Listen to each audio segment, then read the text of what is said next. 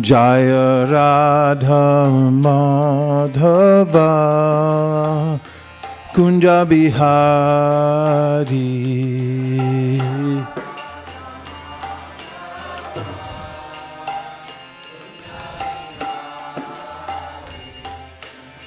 Gopi Jana Vallabha Girivardhari.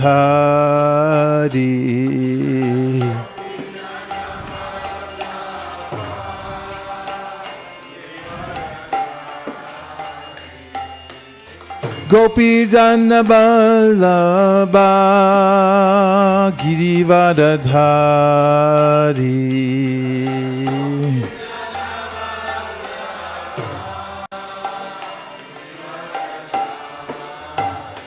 Yashodanandana Vraja Janarandana.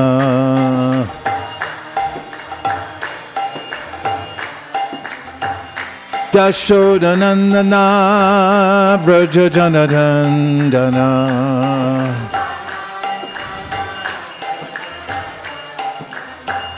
Yashodanandana Vraja Janarandana.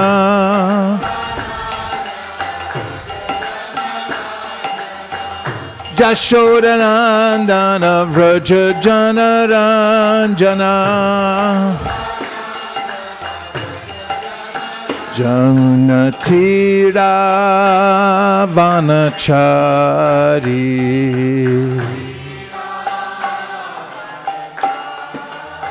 Jamunatira Vanachari.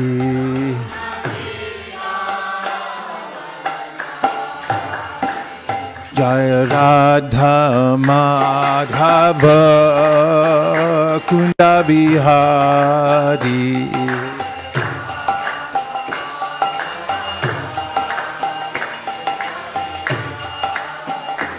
Jaya Radha Madhava Kunda Bihari.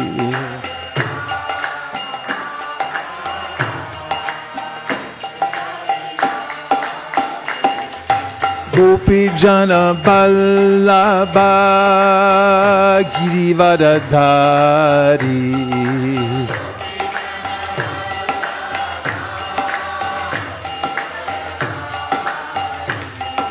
Gopi Jana Vallabha Girivardhari.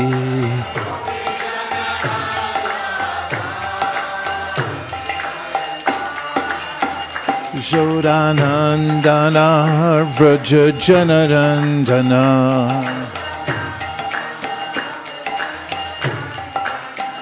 Yashodanandana Vraja Janarandana. Yashodanandana Vraja Janarandana.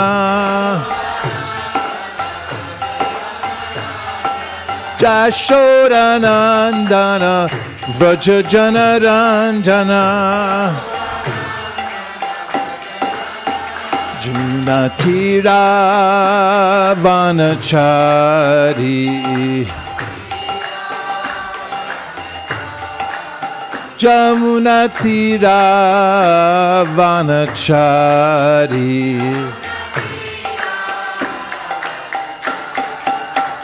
Jaya Radha Madhava Kunja Bihari.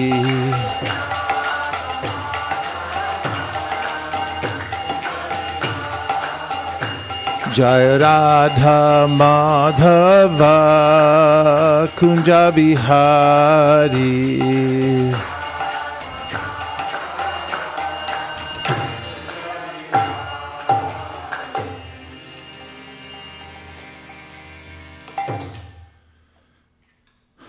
Hari Hari Vipulai. You know that one? Okay. Hari Hari Vipulai.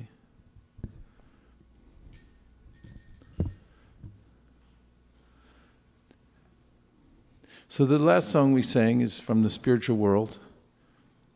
And the devotees there are eternally enraptured and service, divine service, to the Supreme Personality of Godhead and His eternal consort, Srimati Radharani. And they're engaged in various relationships with the Supreme Lord in ever-expanding service and bliss.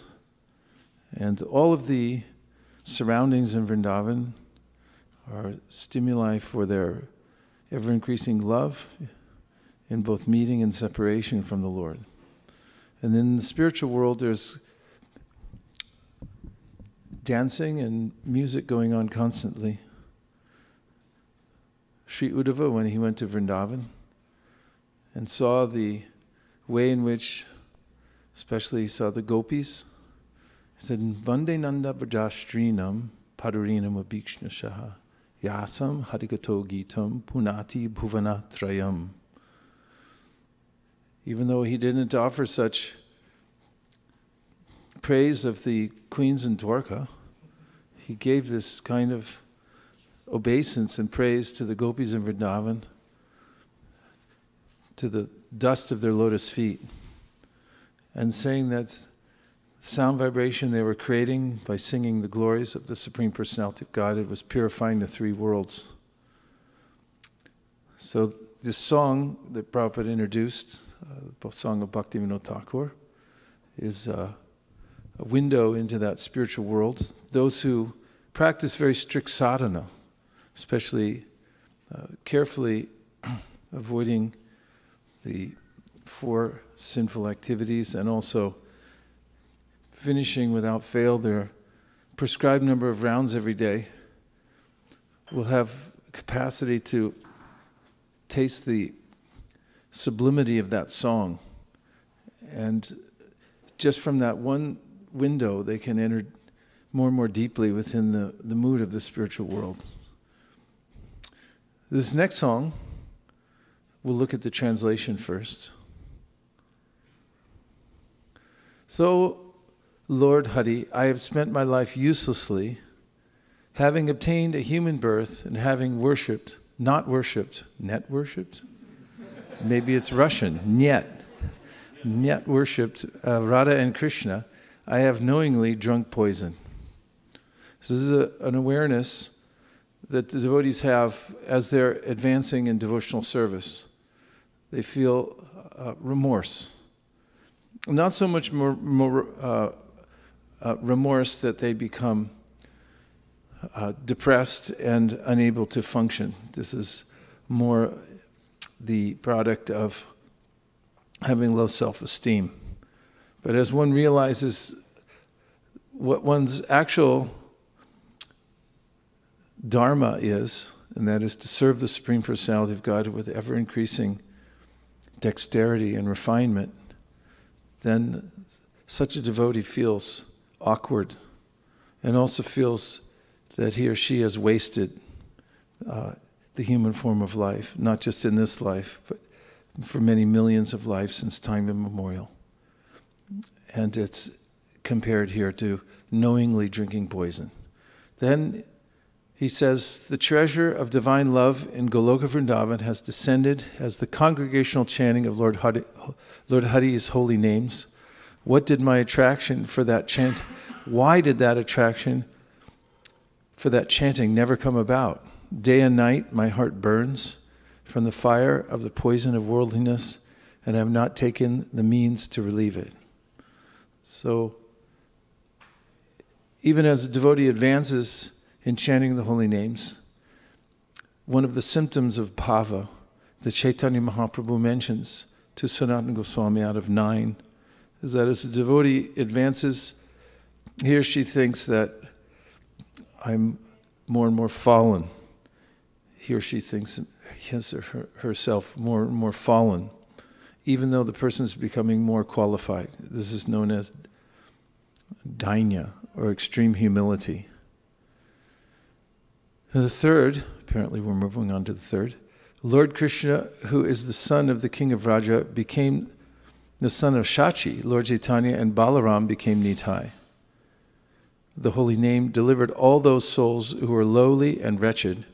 The 2 sinners, Jagai and Madai, are evidence of this. So Mother Sachi had a dream. She had Krishna Balaram deities in her house. And then she dreamed that the Krishna Balaram deities came off the altar and they were having an argument with Nitai and Gaur. And Nitai was saying, this is our time now. This is Kali Yuga. He says, all these sweets that are being offered on, these are our sweets. And a fight ensued between Krishna Balaram and Nitai and Gaur. And Mother Sachi was watching this in amazement. And when she came out of her dream, she told her son, Nimai, about this dream. And he said, your deities are very powerful. So in the appearance of Sri Krishna, he comes with all his expansions, headed by Balaram, who precedes him. And even in the womb of, before he comes to clear the path. And he is the best servant of the Supreme Personality of Godhead. And also in the Leela of Lord Chaitanya Mahaprabhu, Lord Nitai appears to assist Lord Chaitanya Mahaprabhu. And then the holy name is the deliverer in the age of Kali. This is actually incarnation that delivers everyone. And Lord Nitai and Gaur distribute this in the Kali Yuga age. Number 4, O Lord Krishna, son of Nanda, accompanied by the daughter of Vrishabhanu, please be merciful to me now. Narottam Das says, O Lord, please do not push me away from your reddish lotus feet, for who is my beloved except for you? So this is a constant prayer of the devotees to remain, as Lord Chaitanya prayed, as a atom at the lotus feet of the Lord. And when one's in that attitude, then one feels safe and protected. Simply taking shelter of the lotus feet of the Lord without any other consideration. I don't have anything, I don't own anything. I'm only the property of the Supreme. As mentioned in the Nectar of Devotion, the devotee considers himself to be like an animal that's sold to another owner. It's like, okay, this is where I am now. I'm under the care of my master. Hari Hari Vipale Janama Goinu. Hari Hari Vipale Janama Goinainu. Manusha Janama Paya Radha Krishna Nabhajiya.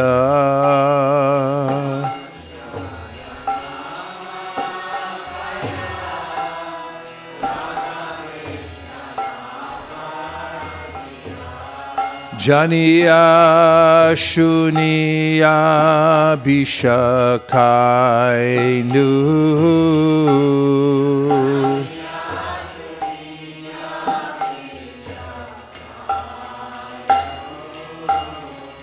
Golokira Premadhana Harinama Sankirtana.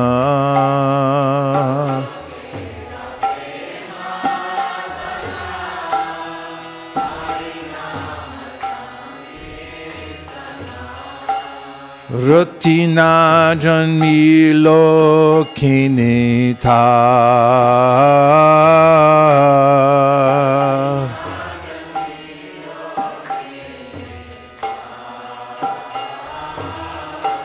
Shanshara Bishanale Dibanishiya Jwale.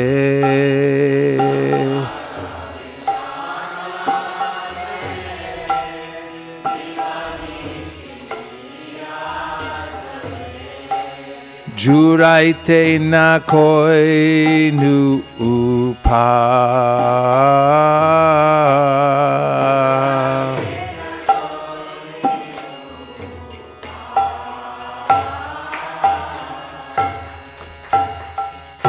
Brajendra Nandana Je Shachi Sutta Hoilo Se.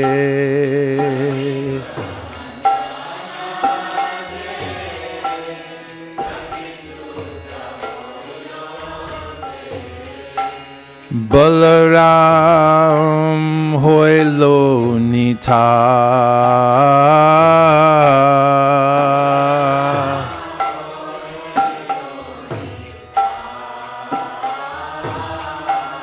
Balaram Hoilo Nitai.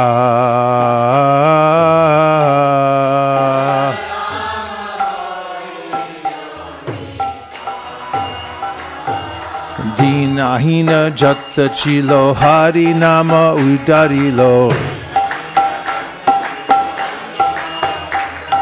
Dinahina Jatta Chilo Harinama Udarilo. Tara Sakshi Jagai Madhai.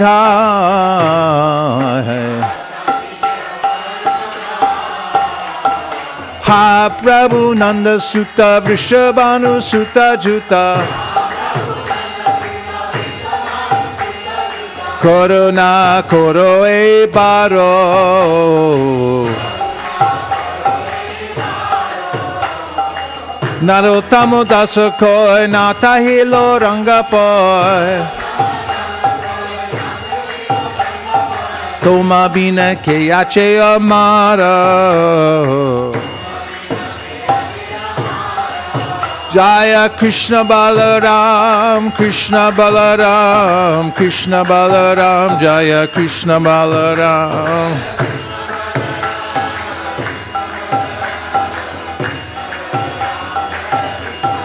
Jaya Nitai, Jaya Gaur, Jaya Nitai, Jaya Gaur.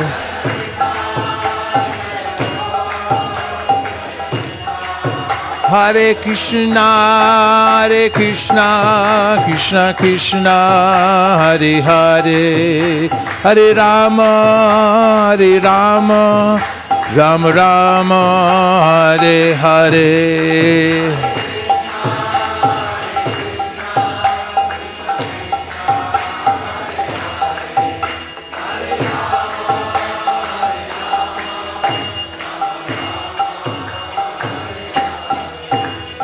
Nitai Gaura Premanande, Shishi Gaur Nitai ki, Shishi Krishna Balaram ki, Srila Prabhupada ki, Gaur Bhaktivinoda ki, Shri Harinam Sankirtan ki, Gaur Premanande, Nitai Gaura Haribo, Haribo, Haribo, Nitai Gaura Haribo.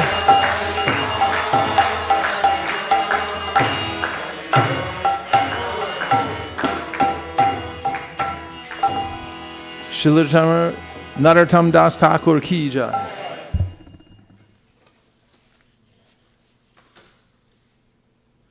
Om Jnanatimrandasya Jnananjana Shalakaya Chakshurun Militam Nena Tasmai Shri Gurave Namaha.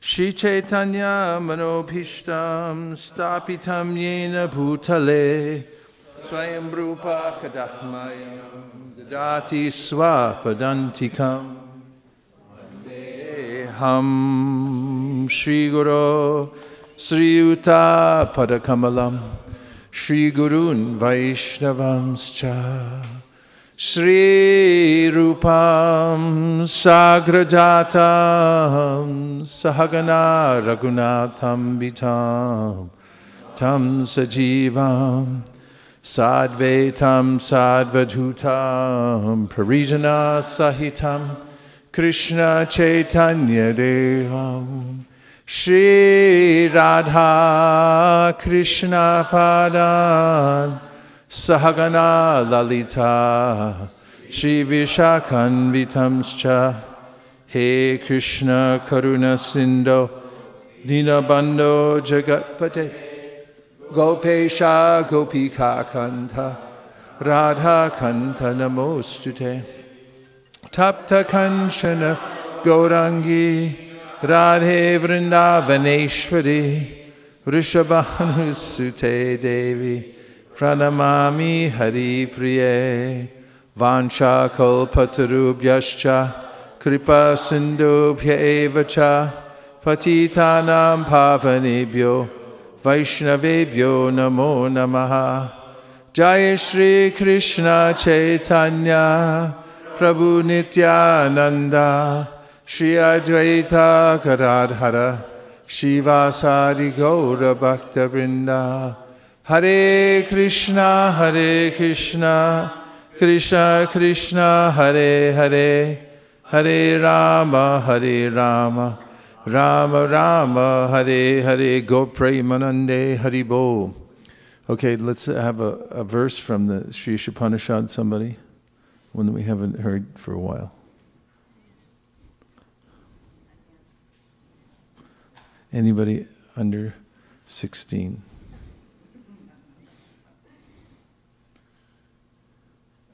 Any verse,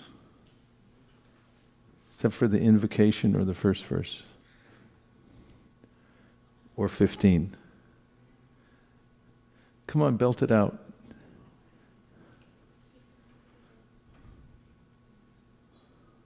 Consult.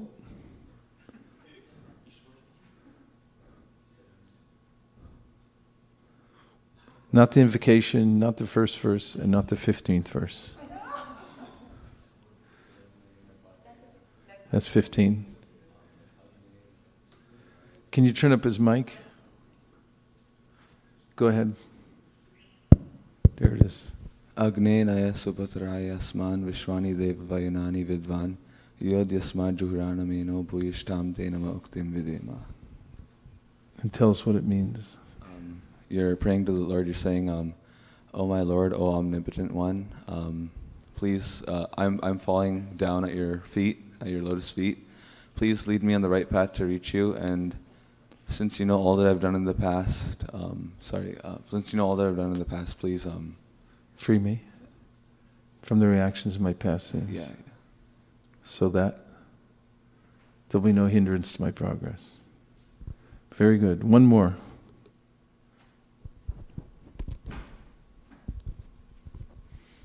Tadejati, tadnajati, tadure, tadvantike, tad antarasya sarvasya, tadu sarvasya bharata. Means? The Supreme Lord walks and does not walk. He's very far, but he is near as well. Tell us what it means to you. I guess it shows how we really don't know who the Supreme Lord is, because we don't have enough, our mind isn't advanced enough to recognize him, because for us it sounds contradictory, but for him it's normal. Very good. I like that. Can we get one more? Now that everything's flowing. Anijade kam manasojavyo. Anyade vahur vidyaya. Anyone? Nope. Invocation's out. First verse is out. 15th verse is out. 18th verse is out. Go ahead. Then somebody will help you. But somebody else recite it. Asurya namate loka, this is a different verse, but Asurya namate loka andena tamasavrita tamste pritya vighajanti yeke chatma hanojana. And it means that the killer of the soul, whoever he may be, and I don't know the rest. Where do they enter? Darkness in the planets, in those worlds of darkness, full of darkness and ignorance. And tell us what it means to you, the verse. Just give some practical meaning. Is it relevant to us in 2018? Is that verse relevant? And if so, how? Just say, yes, it's relevant. Yes, it's Be very relevant. relevant. And here's why. And here's why. Because I actually don't know. First start with the subject. What's the subject of the verse? Killer of the soul? The killer of the soul. What does that mean? Does it actually mean the soul gets killed? No, it doesn't mean the soul gets killed. What does it mean? It gets covered more and more, right? Mm-hmm. So much so they can't remember relationship with God. Yes. So how does that happen in modern day society?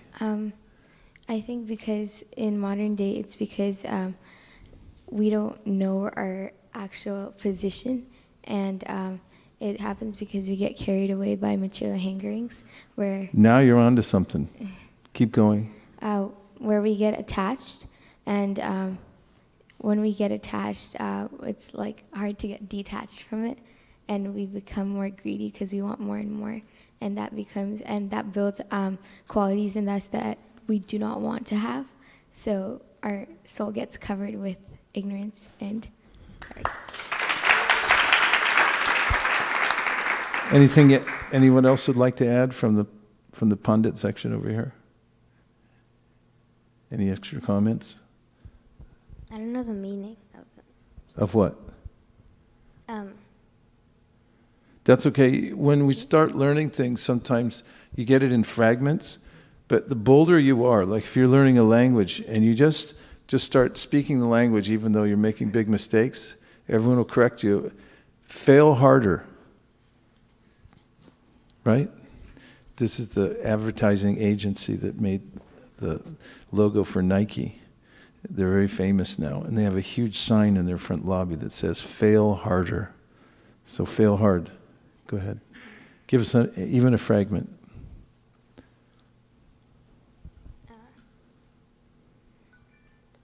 Saparyagachtukramakayamanam asnaviram shuddhamapapa vidam kavir manishi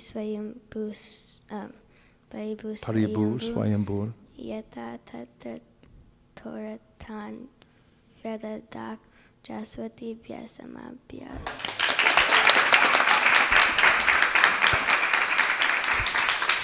Tell us one part of the meaning of that verse, any part that you can remember. Or call a friend. Anything? Well, one part of that verse is that the Lord's been fulfilling everyone's desires since time immemorial. In that verse it says, right? Either of you care to comment? The Lord's fulfilling everyone's desires since time immemorial.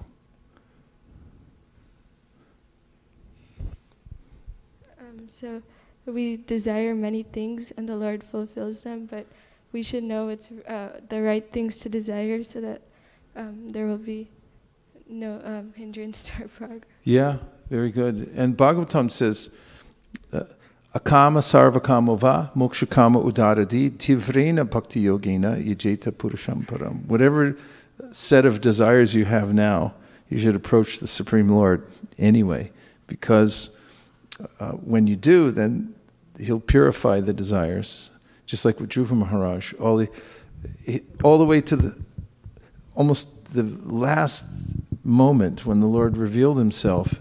His main desire was very materialistic. He wanted to show off to his family that he got over on them.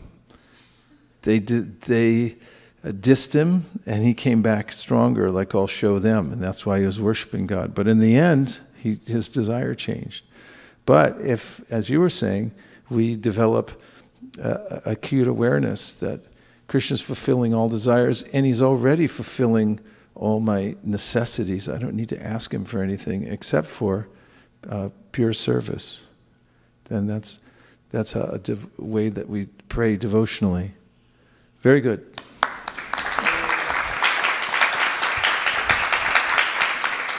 So keep memorizing the Sri Ishopanishad, but be ready, because we have to be able to quote it in relevant ways and relate it to the world. Okay?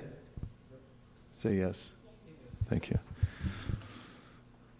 Om Namo Bhagavate Vasudevaya. Om Namo Bhagavate Vasudevaya. Om Namo Bhagavate Vasudevaya. Narayanam Namaskritya Naram Chaiva Narotamam Devim Sarasatim Vyasam Tato Jayam Udiraye. Reading from the Srimad Bhagavatam, 10th canto, 2nd chapter. Today's text is number 17.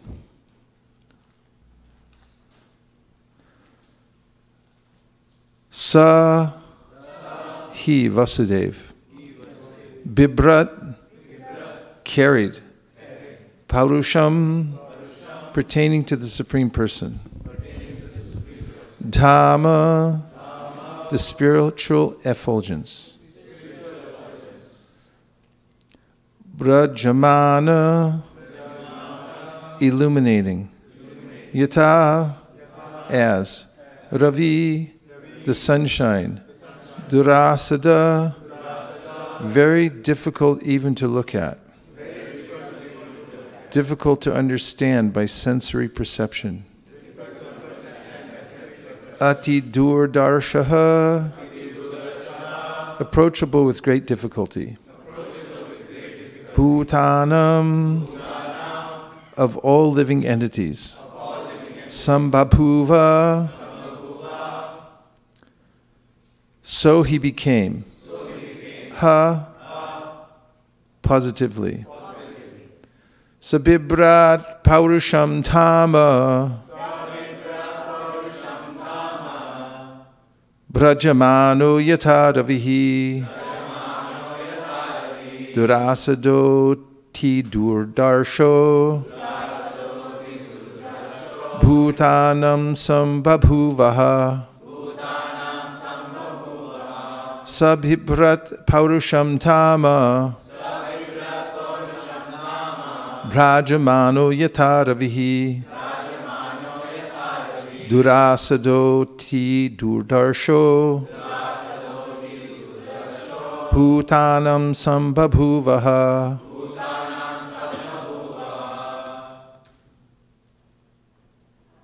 Chant. Sabibrat paurusham tama, brajamano yataravihi, durasado ti durdarsho, bhutanam sambhabhuvaha.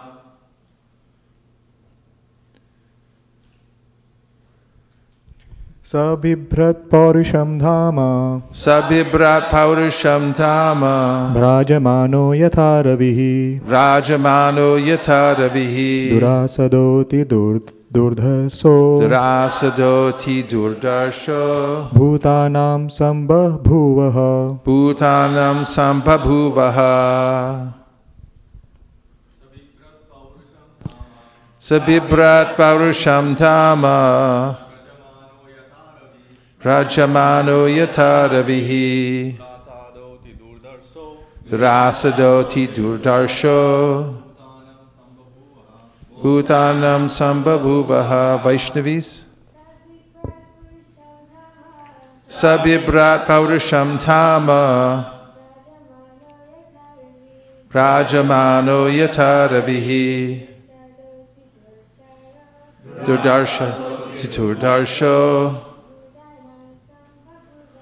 bhutanam sambhabhuvaha.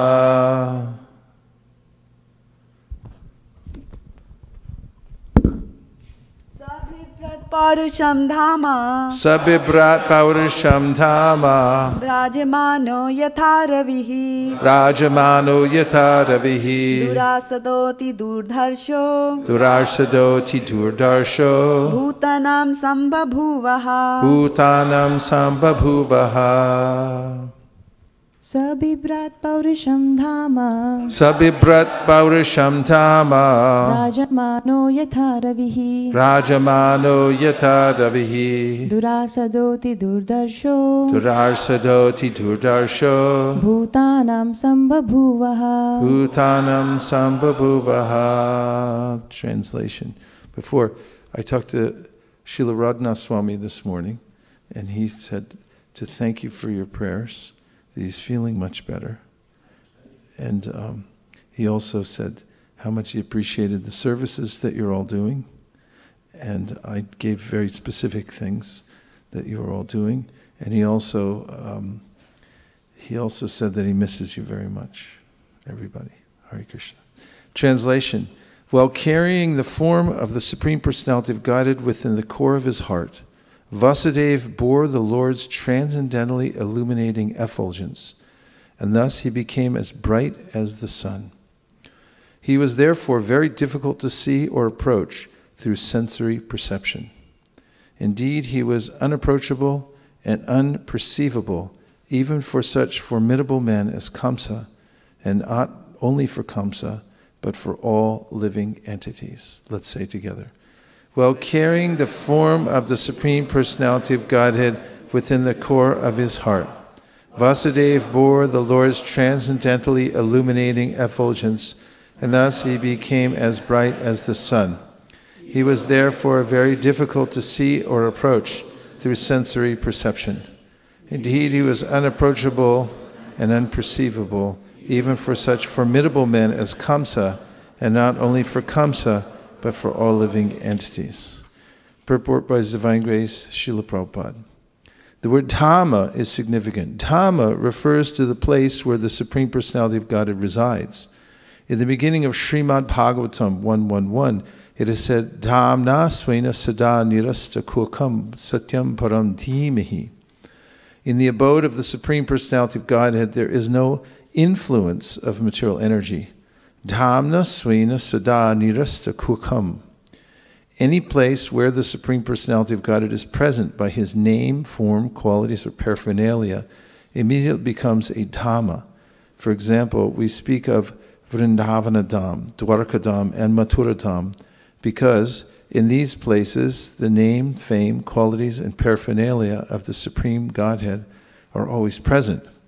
Similarly, if one is empowered by the Supreme Personality of Godhead to do something, the core of his heart becomes a Dhamma. And thus, he becomes so extraordinarily powerful, not only his enemies, but also people in general are astonished to observe his activities. Because he is unapproachable, his enemies are simply struck with wonder, as explained here by the words, Durasado ti durdarsha. The words Paurusham Dhamma have been explained by various acharyas. Sri Viraraghava Acharya says that these words refer to the effulgence of the Supreme Personality of Godhead. Vijayadhwaj says that they signify Vishnu Tejas, and Shukadev says Bhagavat Swarupa. The Vaishnav Toshani says that these words indicate the influence of the Supreme Lord's effulgence, and Vishwanath Chakravarti Thakur says that they signify the appearance of the Supreme Personality of Godhead.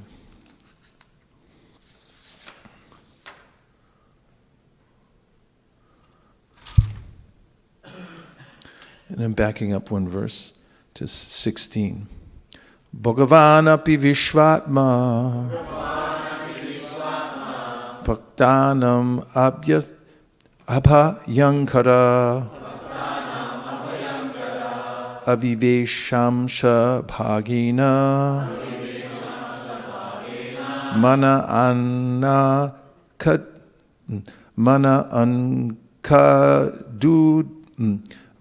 anaka dundube. Bhagavan, the Supreme Personality of Godhead. Api, also. Vishvatma, the super soul of all living entities. Bhaktanam, of his devotees. Abhayam kara, always killing the causes of fear. Avivesha, entered.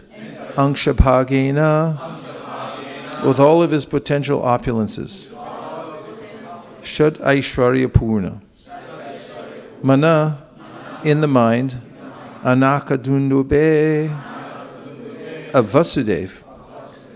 Thus the Supreme Personality of Godhead, who is the super soul of all living entities and who vanquishes all the fear of his devotees, entered the mind of Vasudeva in full opulence. And the next verse says, while carrying the form of the Supreme Personality of Godhead within the core of his heart, Vasudeva bore the Lord's transcendentally illuminating effulgence, and thus he became as bright as the sun. He was therefore very difficult to see or approach through sensory perception. Indeed, he was unapproachable and unperceivable, even for such formidable men as Kamsa, and not only for Kamsa, but for all living entities. Purport to verse 16. Sorry if this seems confusing, but It's all Bhagavatam. Purport: the word Vishvatma refers to one who is situated in everyone's heart. Ishvara sarvabhutanam hridarshe junachishtati. Another meaning of Vishvatma is the only lovable object for everyone. Because of forgetfulness of this object, people are suffering in this material world. But if one fortunately revives his old consciousness of loving Krishna and connects with Vishvatma, one becomes perfect.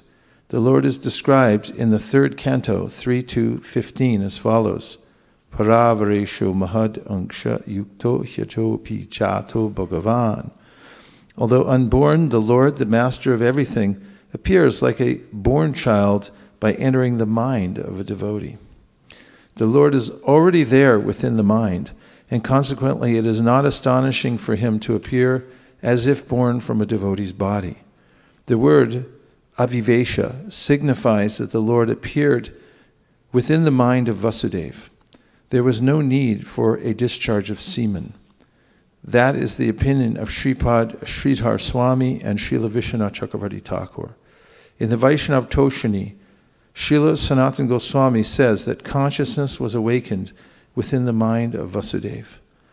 Srila Viraraghava Acharya also says that Vasudeva was one of the demigods, and that within his mind the Supreme Personality of Godhead appeared as an awakening of consciousness.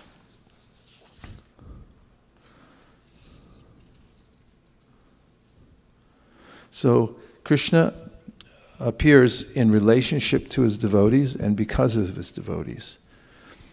And in the Gita he says, Paritranaya sadhunam vinashaya cha duskritam dharma samstapanartaya sambhavami yuge yuge. He gives the reason why he appears in the world, and that's to uplift the sadhus, the devotees, especially those who are feeling separation from the Lord and living in the material world with the mood of te anukampam susamikshamano. They're always hoping for the mercy of the Lord, and they tolerate any of the ups and downs in the material world, knowing that these are simply reactions created by their involvement with the material world. And Krishna makes arrangements specifically to come and rescue those devotees, as he says in the 12th chapter of the Bhagavad Gita, that he very quickly comes to rescue the devotee from the ocean of birth and death. And the other reason that Krishna comes is to push down the demoniac elements of society. Vinashaya cha duskritam. Those who are duskriti, their intentions and activities are bad. Bad because with whatever facilities they get, they use to go against the Supreme Personality of God, either by creating governments that prevent people from worshiping God, for instance, in some Asian countries, which will go unnamed at this time. There's, for instance, a president who just got elected for life, if you can imagine such a thing. And I mean, we can, because in the good sense, a monarch inherits the throne for life, but such a person is supposed to be a Rajarishi or a devotee. And we'd be happy if that happened and there was no election. But in today's world, where such demoniac persons who hate God and want to impose themselves upon all the others take charge, and then they suppress any worship of God within their realms, and they try to push it away. These are demoniac persons. These kinds of people Krishna describes in the 16th chapter of the Bhagavad Gita, where he tells how there are living entities that have divine natures and those that have demoniac natures. Those that are demoniac, he says, avajananti ma muda manushim tanamashritam param bhavam ajananto mamaviyam anutamam mama bhuta maheshwaram. So he says that demoniac people deride the personality of God, the very conception that there is a God at all, through scientific presentations or just in the way that they declare God is dead, or they deny the existence of God in many different ways. There are many philosophies. Ironically, it's Krishna who's giving intelligence to such people to come up with the ways and means to ignore God and to spread atheistic ideas all over the world. But these are the kinds of people who Krishna says are demoniac. He also describes in the 7th chapter of the Bhagavad Gita, there are several kinds of people who are specifically considered to be against God. And so Krishna comes to clear the way, take these kinds of people away from the world so that the Dharma can flourish. Because the whole project for the material world is to give living entities a chance to go back home, back to Godhead. So when Krishna comes, he kills many demons, and he also revives his relationships with his pure devotees by speaking Bhagavad Gita, Srimad Bhagavatam, and all these instructions are memorialized in the Shastra. And he also arranges for wars like the Battle of Kurukshetra, and so that demoniac people can come together all in one place and be annihilated.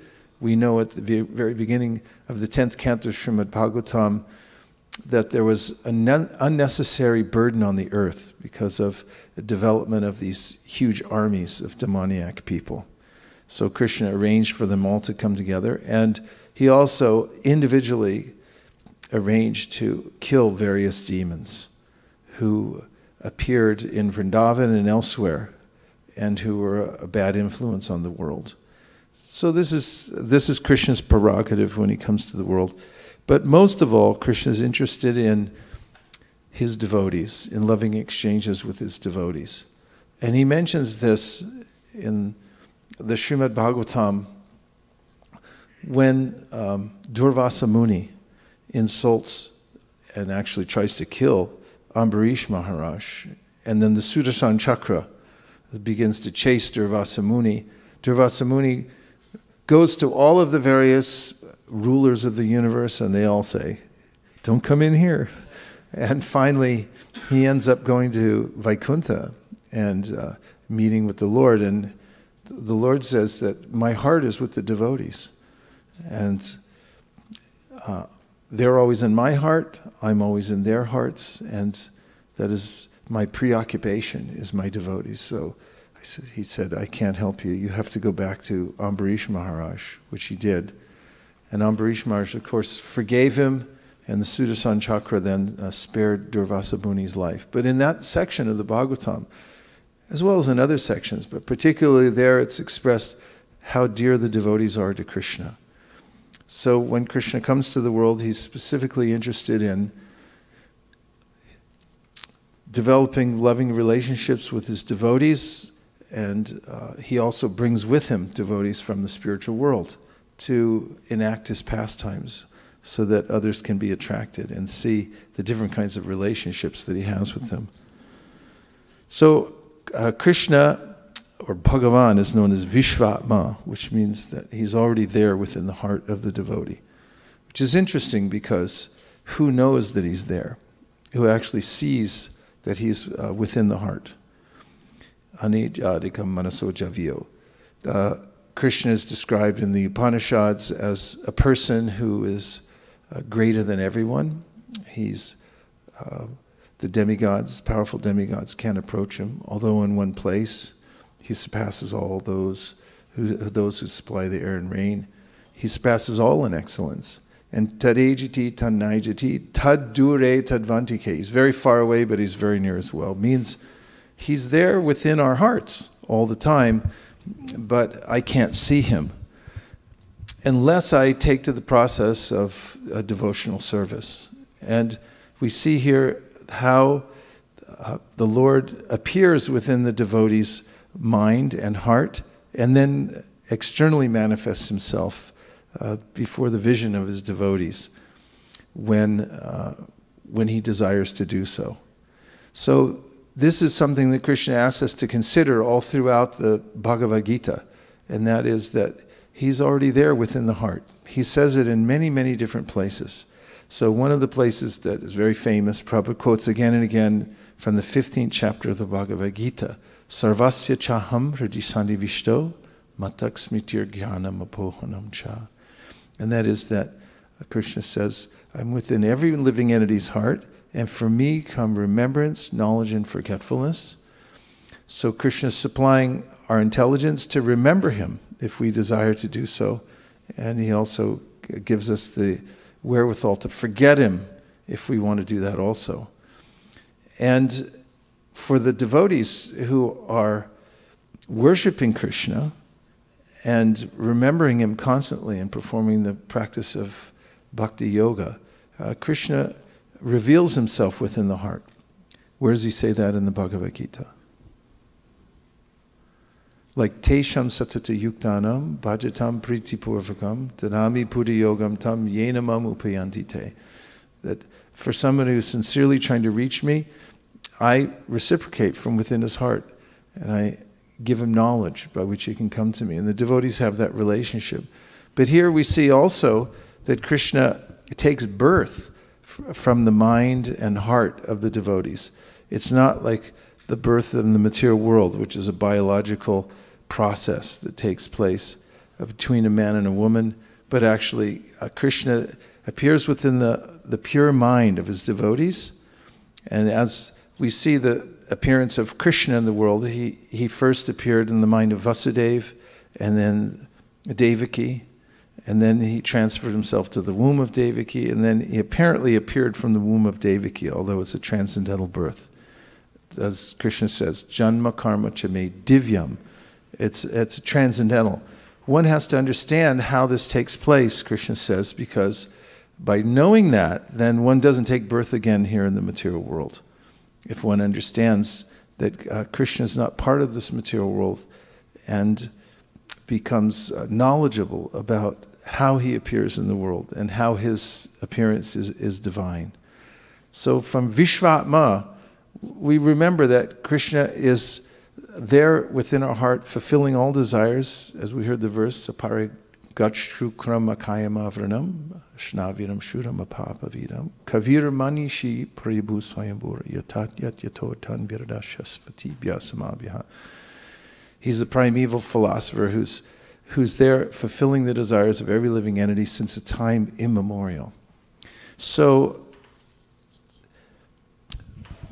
in the pastimes of Krishna, the Supreme Personality of Godhead, which we're particularly interested in because the devotees who follow Sri Chaitanya Mahaprabhu are devotees of Lord Krishna, and they want to hear exactly how he appears in this world. And so he has his protocol. We know that at the time when there was a huge burden on the earth due to unnecessary defense forces, Lord Brahma was approached by the various demigods. And then he went with them to the shore of the ocean of milk in this world, in this universe. And he made a prayer. Very specifically, it's mentioned in the Srimad Bhagavatam that he prayed through the Purusha Sukta. And by reciting the Purusha Sukta and making this prayer to the Supreme Personality of Godhead, then Krishna reciprocated from within the heart of Brahma. He spoke to him, which is parallel with what it says in the Srimad Bhagavatam, Teni Brahma Hridaya Adhikavaye Muhyanti Yatsureya. So that the Lord communicates with Brahma, and Brahma then communicates to the demigods what's happening. And Krishna says that I'm going to appear here with all of my associates. So the demigods should also take birth in various places to get ready. This is called Tat Priyartam. It means that the Lord prepares the stage. In fact, Kunti later on, we find when she's offering prayers, she says, Maya Javani Kachanam Ajnad Hoksajamavyam Nalakshase Mudadrisha Nata Natyo Darod Yata. She says, Krishna, you're just like an actor. And you set the stage. And then the screen, the the curtains open and you perform your pastimes in this world. So Vishvatma, he's there within the heart. And for those who practice bhakti, Krishna appears within their heart. The pastimes actually appear there. Like coming to a theater near you. There's all these, when a big movie comes out, you see it everywhere now. They know how to advertise and make sure you know it's coming on a certain date. So when Krishna appears too, he gives this information to Brahma, and then the advertising crew goes out and says, these various actors will appear, Krishna will make his appearance, and a special theater. These theaters he appears in are called Dhamma. These places that are specifically designated as the embassies here in the material world. They're non-different from the spiritual world, like the Vrajadham. Vrajadham is part of the spiritual world. And even after the annihilation of this world, that original Vrajadham, it never disappears. It only temporarily merges into the spiritual Vrajadham. And when the material world is recreated, it again appears in the material world. So it's never annihilated. It's not like ordinary dirt and water and everything like that. It's transcendental. So Krishna makes his arrangements to let everybody know he'll be appearing in a certain place. But for the devotees who are practicing bhakti anywhere, at any time, the Lord appears in their hearts and shows his pastimes to the devotees. Within their minds and hearts, he's fully available. And they see his pastimes, and they are feeling his, they're receiving his instructions directly. For those who are practicing bhakti in the very beginning, we receive the same kind of impetus by hearing about Krishna. We hear Bhagavad Gita, which is the same as hearing directly from Krishna. This is the magic of having the revealed scriptures. When we hear Bhagavad Gita, it's the direct words of Krishna speaking to us. And when we hear Srimad Bhagavatam, it's non-different from witnessing the pastimes of Krishna within our hearts, for those who are ardent hearers. So we know that before Krishna appears, this drama unfolds, and the sons of Devaki are killed by Kamsa one after another. These sons are not ordinary, because they actually were cursed to take a birth and be killed by Kamsa. They're his sons previously, but because of a curse, they then took birth in the womb of Devaki, and he killed them one after another. So Shadagarbha Asura, these special living entities took birth there and then were killed by Kamsa one after another. And then the acharyas bring up the question, how is it then that Krishna could appear in such a place, in the womb of Devaki, that is, that was already inhabited by these other living entities? And so the answer comes as we enter into the 10th canto of the Srimad Bhagavatam, that Lord Balaram then appears within that womb. And so Balaram is Krishna's first expansion, and as his first expansion, he's the best servitor of Krishna. So he acts as Krishna's Dham. From Balaram, the entire substance, so to speak, of the spiritual world is manifested. For instance, on the Sringhasana, where we worship the Lord, we see there's some form and shape. This is all Balaram. And when Krishna is sporting various paraphernalia, like he has shoes. Any of you have deities?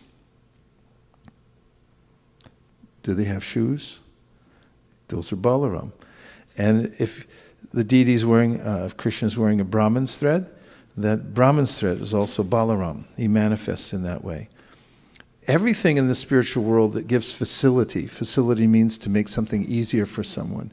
The bed, the shoes, the very ground that the devotees walk on or dance on in Goloka is manifested by Balaram. And Balaram also is the spiritual master. So he does, this is a service that he does as the guru, to cultivate the ground and make everything ready for spiritual life. Just like in a garden, you have to cultivate the ground to make it ready for the garden. So similarly, the guru is one who cultivates the ground, opens up our life so that we're ready to worship Krishna, helps us to remove the obstacles. So Balaram also appears in Krishna's pastimes, and he removes the obstacles. So he comes into the womb of Devaki and then is transferred to the womb of Rohini. That's why he's called Sankarsana. And after he appears within the womb, then it becomes a sanctified dham, a place where Krishna is ready to appear in this world. So, in the atmosphere of Vrindavan, when Krishna and Balaram appear, there's a lot of tension. Where's that tension coming from? Kamsa is a cruel leader, and he's also feared by even the greatest and most powerful demons. And there he's trying to usurp Krishna's power. And he also has a great fear himself of Krishna appearing, and his main intention is to kill Krishna if he appears.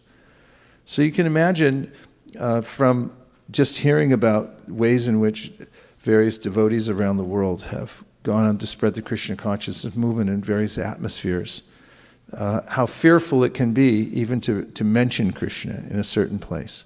We'll ask Navina Nira to tell us in a few words about what it might have been like in the former Soviet Union for the devotees to first get started there. Hare Krishna. Hare Krishna. Well, that uncertainty on how a person will respond is prevalent everywhere in the material world. Even when you go up to somebody here and you tell them Hare Krishna, you don't know what's their response. But the repercussions are different in different places. So in the Soviet Union, people were being persecuted, and the government is so demoniac that they had spies everywhere. In fact, even now in China, when I was there, every building that you enter, on the entrance there is the pictures of the two secret servant or military or police agents who are taking care of this building with their names and their phone numbers. So any suspicious activity has to be reported to them. And people are so much in fear that even neighbors or family members or friends will rat them out. They will give them over to the authorities. So, you know, rat them out, what that means? Being a rat. Yeah, if you turn somebody in, you're called a rat. So they call them, if you give somebody over to the authorities, they call you ratted them out because you're a big rat. Okay, go ahead. So even the devotees who were practicing in the confines of their own homes, they were never sure who would be knocking on the door or who would be calling or who would be watching them. And they knew that the government was onto them because they're very all-pervasive, so to speak. Just like in China, on every light pole, like you have these light poles on the street which illuminate the street, there's a CCTV. On every light pole in the country, there's a CCTV. So you don't know who is watching you while you're moving, while you're talking, what you're saying. And so they were always in fear. And that fear, in a sense, was making things very difficult. But in another sense also it was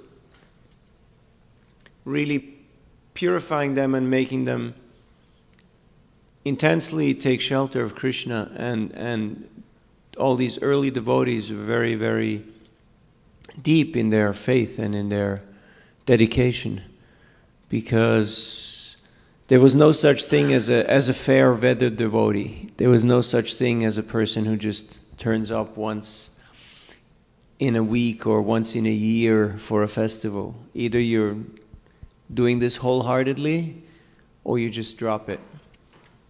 So, you know, when devotees would find people who were interested, they had to very carefully bring them into the group, because they didn't know whether they were government agents or not. And many of them were government agents, and some became devotees. In fact, the chief state persecutor who made huge case against devotees and put many devotees in jail, his son became a devotee. And that broke his heart. That completely finished him off. Good. Jai.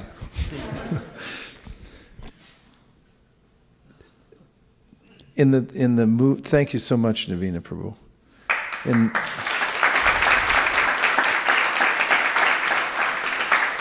So you can imagine in Vrindavan how this mood prevailed. Even when Krishna was born, he had to have his name-giving ceremony in a cowshed, because at that time all children were at risk, but very specifically Kamsa was looking for Krishna. So they couldn't have a big ceremony, so they had to hide it. And they wanted to keep everything quiet.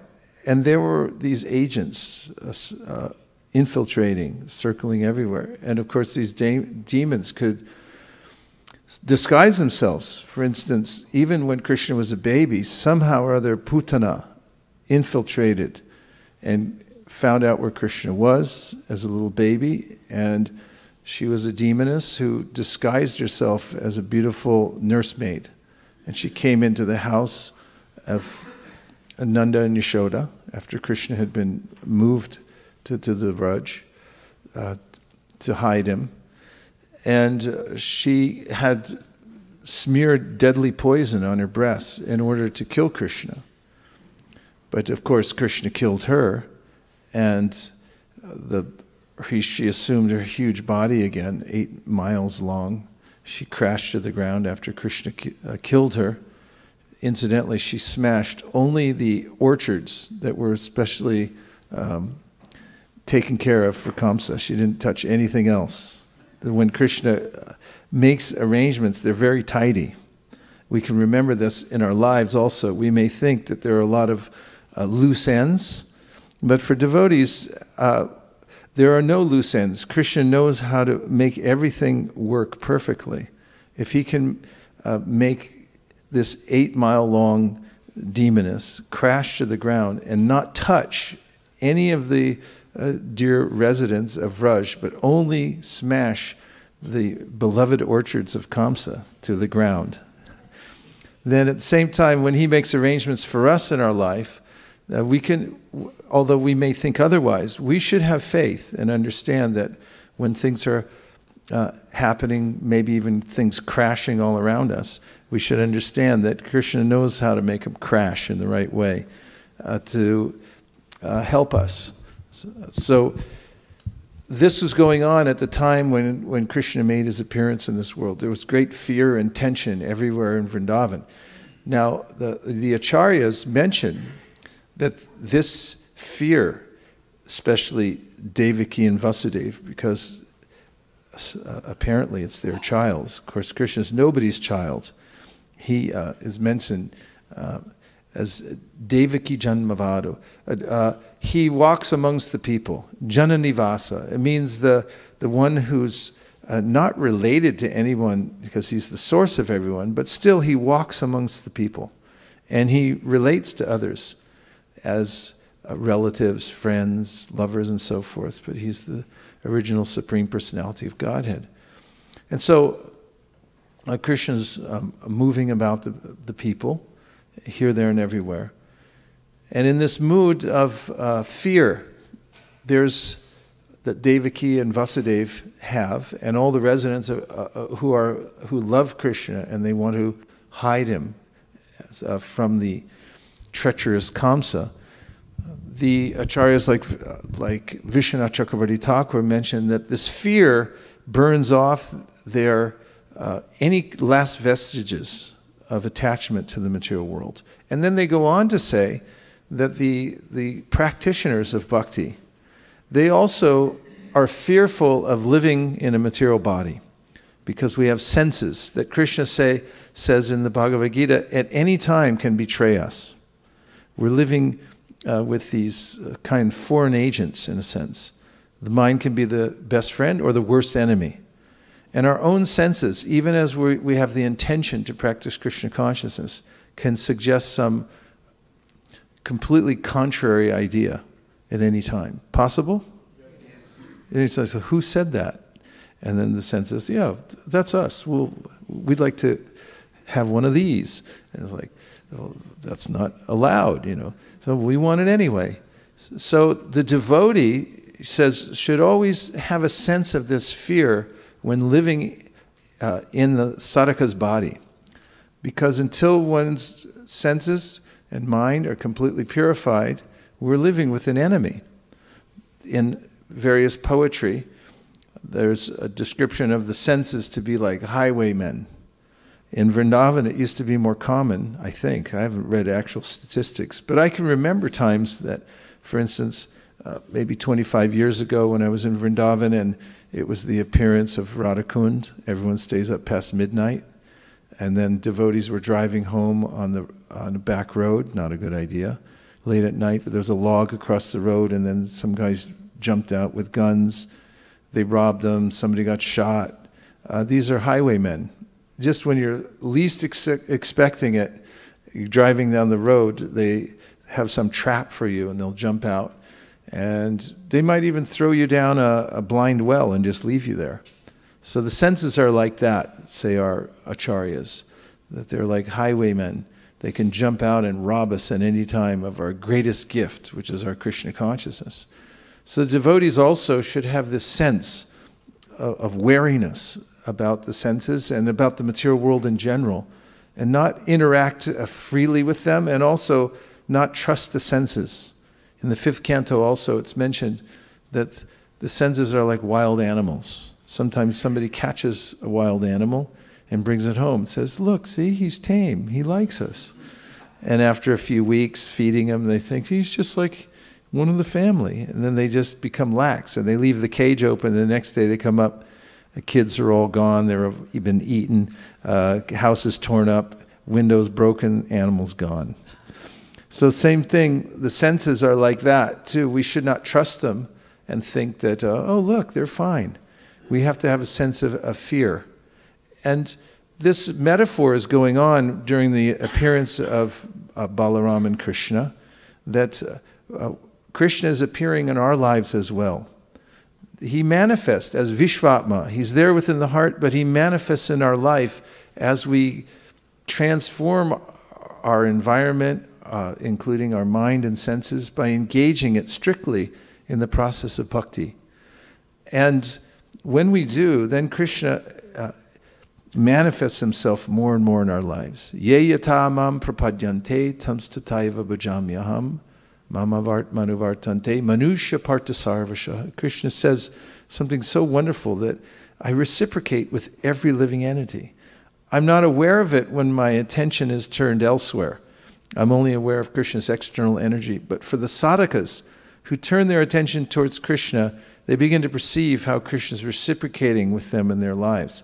And we know the more that we surrender, the more Krishna, there's a fruit that Krishna offers us. And therefore the devotees become more and more encouraged to dedicate themselves. I'm turning mine off.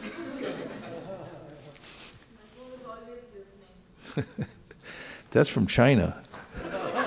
Did you buy that from China?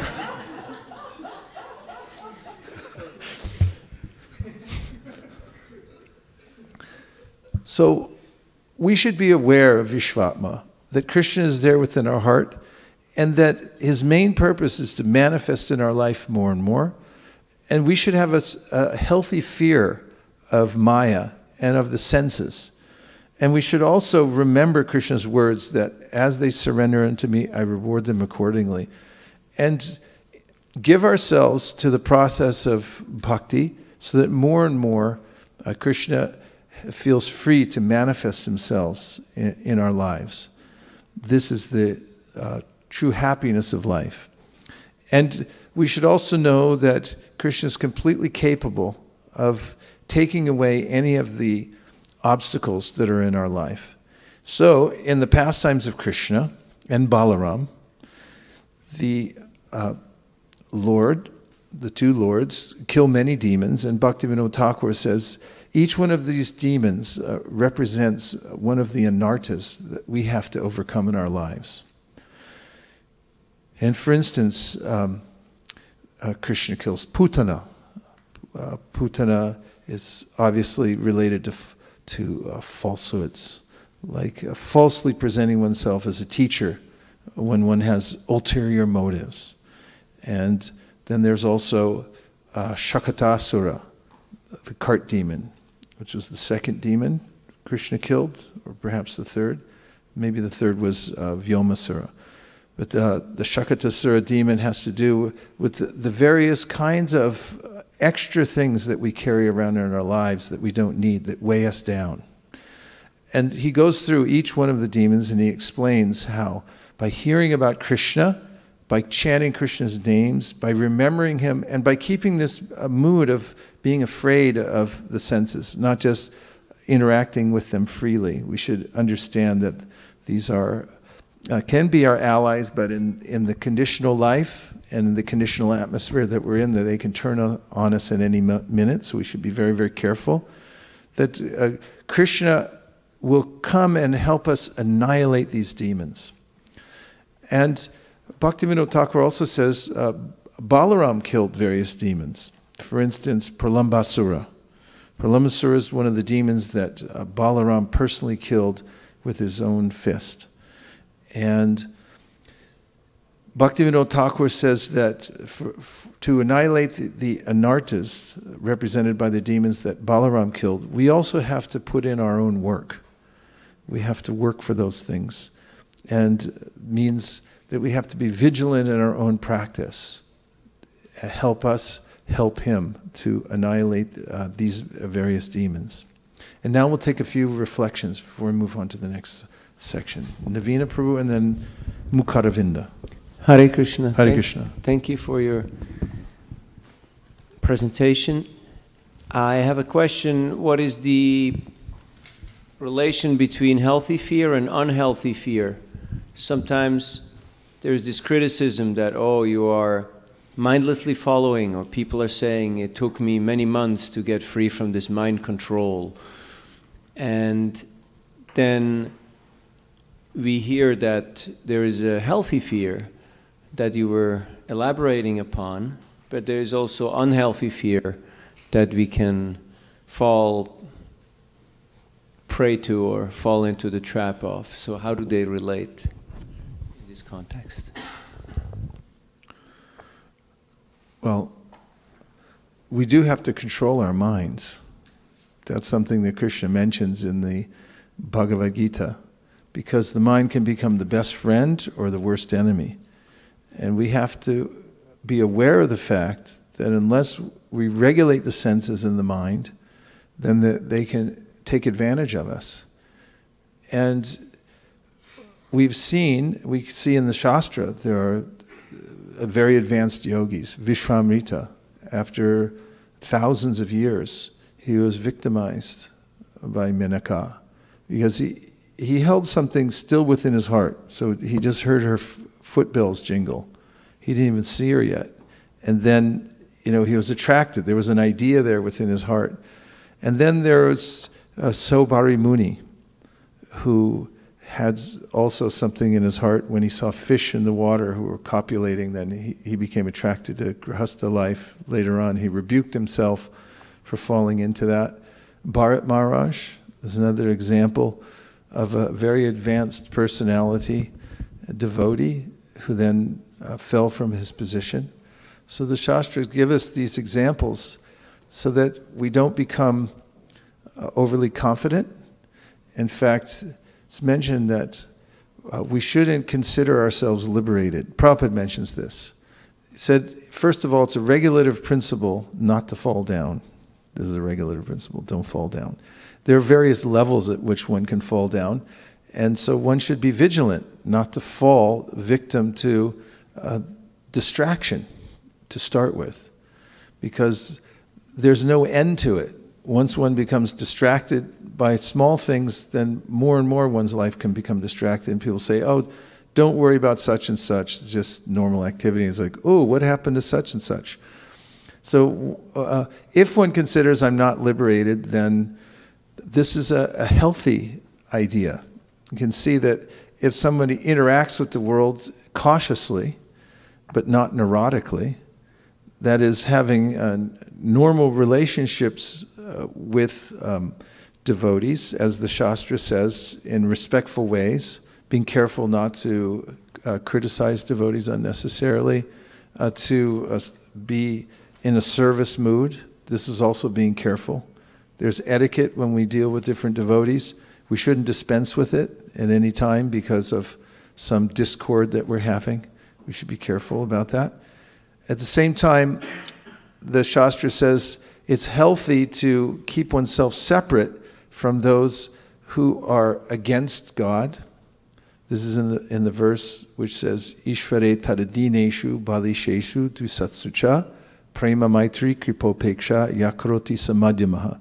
The madhyama devotee, middle devotee, is careful to cultivate appropriate friendships with devotees and to avoid those who are against God. And the acharyas go on to say that if there are devotees also that are of loose character or don't know how to avoid criticizing devotees and so forth, then one should also keep a healthy distance from them also. And so the Shastric injunctions are there, and one has to be artful in doing that. This is an art that has to be learned, how to move in the world without offending others. At the same time, you have to protect yourself from outside influences. And you can see that when devotees are expert at that, you'll notice that they know how to interact properly with all different kinds of people without offending them, but at the same time they act appropriately. So when the action is appropriate and according to Shastra, then it's healthy. And if it becomes inordinate or overly restrictive so that one can't do one's service, then it could be unhealthy. Yeah, Mukharvin and then Prabhu in the back. And then Shraddha. And then two more over here. 3, 4, 5, 6, 7, 8, 9, 10. Okay, go ahead. Thank you so much for bringing such a, first of all, the song that you sang in the first of Narottam Das Thakur, how you mentioned Goloke, the song mentions that Golokera Premedhana Harinam Sankirtan. So I was just thinking how we are so blessed that we have opportunity in our life and also to give the same, the best, the wealth to others by engaging in Sankirtan, specifically book distribution, Harinam or Prasadam distribution. And we can make other people, and first of all our life and others people's life, the same dhan that is from the Golok comes. So that song reminded me of that aspect. And second thing, thank you so much, so nicely you put about why Krishna appears in this world. And you very clearly mentioned it's for devotee and for them only. And in your talk, I think one verse you quoted, and you wanted to quote that from the Durvasa Muni's pastime, in which he says that Sadhu hridayam mahyam sadhunam hridayam tuham mad anyat te na janati naham tebhyo managapi. Translation. The pure devotee is always within the core of my heart, and I am always in the heart of pure devotee. My devotee do not know anything else but me, and I do not know anyone else but them. Yes. Thank you. Anything else? No, thanks. Very important points to remember where Krishna's heart is. It's within the heart of the devotees. And out of all the different processes of devotional service, if one, even in one's very busy life, in a particular stage, is careful to associate with advanced devotees as much as possible, and also to attend to chanting as much as possible, whether in kirtan or japa. These two things, despite whatever else is going on in one's life, will help us to advance in devotional service. And then it goes back to, who was it? Oh, Prabhu, yes.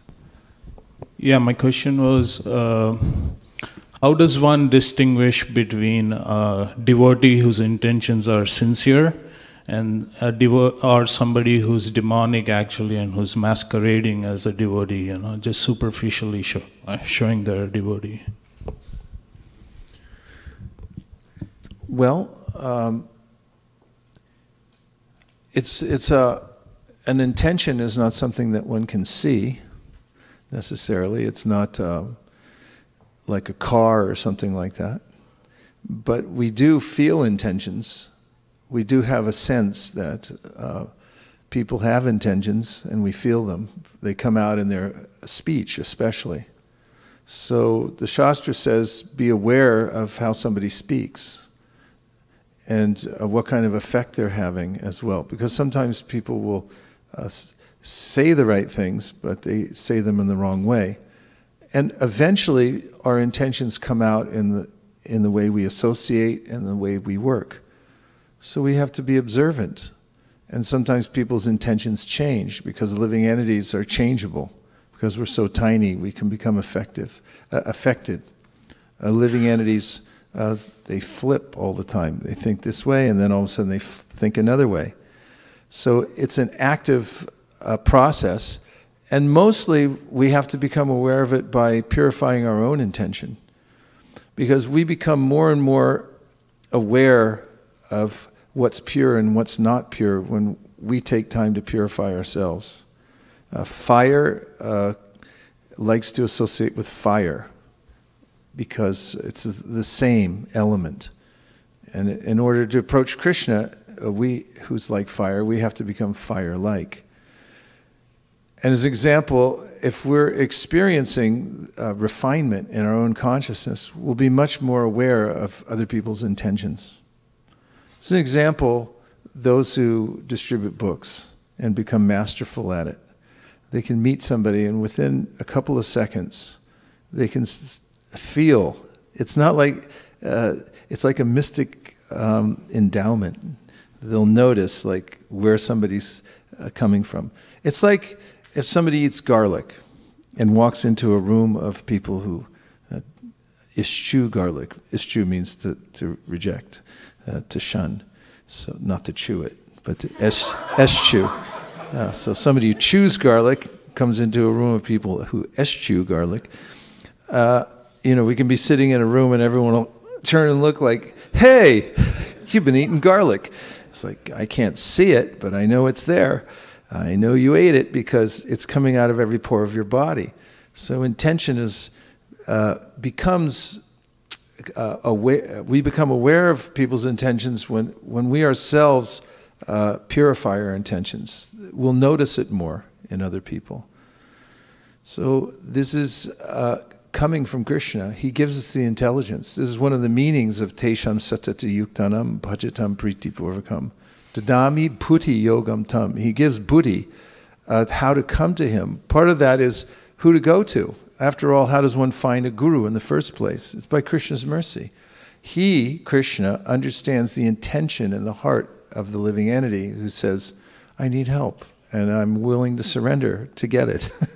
And then Krishna says, okay, here's a representative, somebody who represents me because they've gone through the same process, they're following the Shastra, or they've been sent from the spiritual world, either one.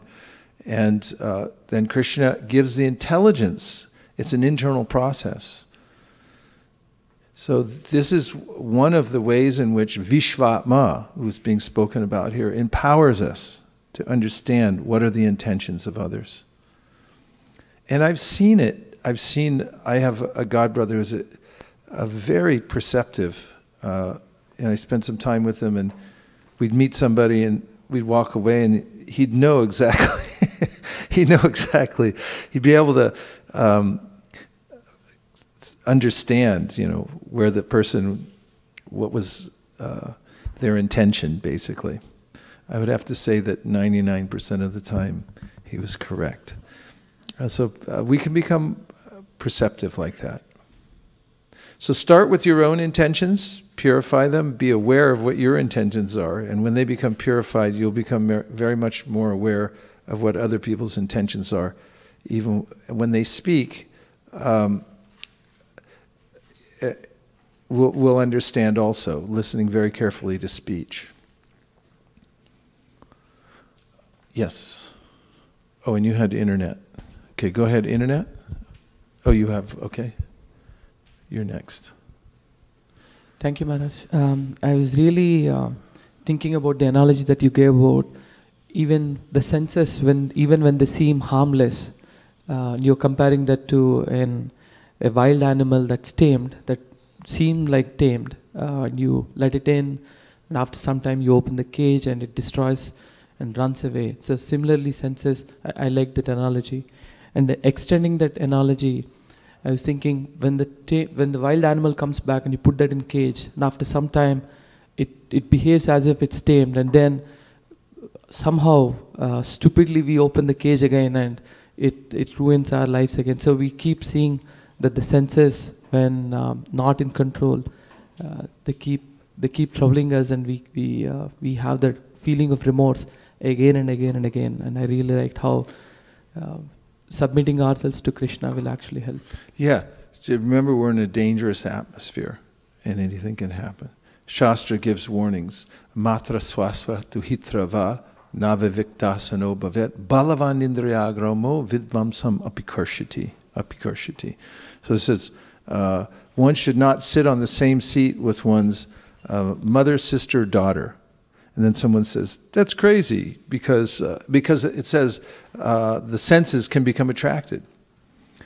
That is for a man to sit on the same seat. So it gives this very strict idea about mixing between men and women, because then someone might say then that, well, that's for a very low-class person. But then the Bhagavatam says, no, vidvamsam, a vidvam, somebody who's very refined, high class, apikarshati, even that person can become attracted. Why? Balavan indriya gramo. The senses are so strong that they can grab us and pull us away at any minute. Krishna says a similar thing in Bhagavad Gita, that even a person of discrimination can be grabbed at any time by the senses and pulled in a different direction. So what the acharyas are saying in the mood, in the atmosphere of Vrindavan, that kind of fear that's there, and when Krishna is appearing, they're relating that to the sadhakas, and they're saying that you should also have some modicum of fear, not debilitating fear, not where you become neurotic, but where you're mindful that at any moment, if you leave the door open. And Prabhupada, had a little kitchen up in his room in Los Angeles. It's in a closet, and a very simple thing. So Shruti Kirti Prabhu was explaining why Prabhupada had a kitchen in his closet. And because he had so many servants. And then they'd go in the kitchen, and the men and women are working together in the kitchen, and then his servant that he just spent a lot of time training up would come back a month or two later and say, Prabhupada, I got to go. And it's like, where are you going? It's like, I'm getting married, bye, And I was like, what happened? They mixed in the kitchen. So I was like, a couple... like, me? Yeah, you. I was like, oh my God, I got to go. So these things are not to be underestimated, says the Shastra. You have to be careful. Not that you become antisocial, not that you become, the enemy of the opposite sex or, of every karmi in the world. But you have to internally have a sense of awareness, which resembles fear, that if I leave the cage open, I'm not qualified. One should feel like that. I'm not liberated, therefore I have to be careful how I mix with the material world. Otherwise, as the Shastra says, the spiritual life is like the blade of a razor, the sharpened blade of a razor. And if you're inattentive, not careful, then at any minute there can be bloodshed. So this is being taught to us by the scripture, and especially in a culture where anything goes, one has to be aware of this and careful. Thank you. Shraddha. Thank you so much, Maharaj, for the wonderful class. Actually, when you picked up the verse today, I was just wondering, why did you pick that particular verse? Because it appeared very simple on the face of it. And then, you dug deep into the ocean of Srimad Bhagavatam and brought out so many gems. So thank you for doing that. Well, I've been thinking about the appearance of Balaram, because Balaram comes and then Krishna comes, and Balaram's coming pretty soon too. And so and also simultaneously, I just finished the 9th canto, and I've just, started getting into the 10th canto, and so I just happen to be in that section. That's why. Yeah, thank you for that. So 2 things, Maharaj, that stuck my mind. One was that you were saying that when things are crashing around you, just keep in mind that Krishna is doing it, and he knows how to make things crash. And you told the story about how Putana fell and only crashed the orchards. So my sister-in-law has some orchards, down south. And she was saying, when the tornadoes come, it happens sometimes that, your patch will be saved, but the one on the left and one on the right are completely gone. So you can see Krishna's, hand working there. And the second thing was about the senses, of course. So I was listening to one of the classes that Mukharvinda Prabhu gave. And so he... once when coming out of the Caltrain, he saw there was some commotion on the station. Something had happened, so suddenly 2 ambulances pulled up and the police came and there were sirens and things like that. And what he got from there was, he said that, when you have material desires and your senses are carrying you away, this is how you should act on them, with full force, with, all the ammunitions, and there's Garbet over there. And then... So that you saw ambulances? The fire brigade. What happened? Yeah. Fire brigade, fire brigade, ambulance, police. So he putting saw, out a fire. You know how somebody calls 911 and all of them arrive there. So right. Something like that had happened. So he was just witnessing that, and he was saying, when your material desires come up, this is how you should attack them. From all possible angles. Fire brigade comes and call ambulance the police. comes. Call the police. Call 911. What do you need? Well. Here's what it is. Do you have a Bhagavad Gita handy? Yeah, we need a 911 line, especially it's mentioned Kuya Makyati Prichati. We should have a special line where we can call out to devotees. We should have that kind of open thing. It's a very brilliant observation Chaitanya Charan made about how it is an advanced devotee could fall victim to the senses. So he says, devotee becomes advanced, definitely advanced. And then people start appreciating, seeing advanced, and reinforce that by appreciating. And then the person has this desire to protect that image, not necessarily out of false ego even, but even out of a sense that he doesn't want to disappoint anyone. So let's say that there is some fire that comes up. Anartha can come up at any time, from anywhere. The Bhagavatam says, Supadamulam bhajata priyasya tanya bhavasya hare priyashaha, is mentioning how from here, there, or anywhere it can just come up because of our involvement in the material world. So then, if that person doesn't have a peer or an outlet, a person to talk to, Guhya Makyati Prichati, where he can say, okay, here I'm having this problem. Then he has to process it without any help. And that's dangerous. So one should have a 911 line, someone to call where they feel they can be vulnerable and say, and still maintain their sense of a self, not be demoralized or exposed or something like that, so they can deal with it. So there's a very important point that Rupa Goswami makes about association with devotees, that you have to have that in order to process all these kinds of things. Yes, there was one more, or 2. Who's got the mic? Okay, you got it. 1, 2, 3. Go ahead. Ty goes to the runner. I really love the point of, we being in this, gross body and a subtle body. We have to be so careful. The choices that we make. I was just remembering when I don't know too much computers, but when I first learned computers, they used to make us draw flow charts. So I was just thinking, in the flow chart diagram, every choice you make is the choice that takes you up or down. So if my mind says, oh, you know what, it's okay, just do this, which is not even Krishna conscious, then I say yes, and then I go down. If I say no, I start going up.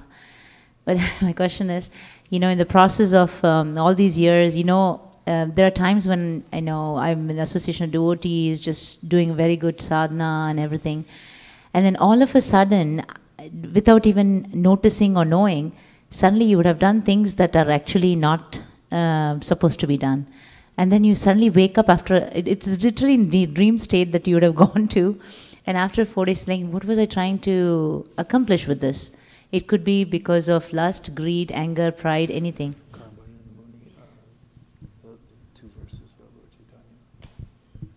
So I was just thinking that how do we make sure we always have the arrow going up and try our best never to make these mistakes over and over again. I just remember the analogy of the elephant that has a bath and keeps putting mud on itself. Well, it's not exactly like that for devotees. That particular example of putting mud on one's back, like the elephant does, that is given there, it's especially meant for karma kandis. They perform sinful activities and then they use prayashchitta to reform themselves, but the desire is still there within the heart. And therefore they become recontaminated again by force of their own desire. Devotees, however, are described a little differently. For instance, as we've quoted many times, the Jata Shraddha Matkatasu Nirvina Sarvakarmasu Veda Dukatmakam Kamams Prityage Pyanishvara. Next line. Tato Bhajetamam Prita Shradalur Dridanishchaya Jushamanams Tatankamams Duko Darkams Tagarayam. This is Krishna himself speaking and saying a devotee may, in an interim period, be disgusted with the material world, knows that all sense gratification leads to misery, but at the same time doesn't have the power to not engage in it. Parityagya Ishvara means supreme controller, also means the power to do something. So parityagya doesn't have the power to give up sense gratification, even though it has full awareness that it's not good.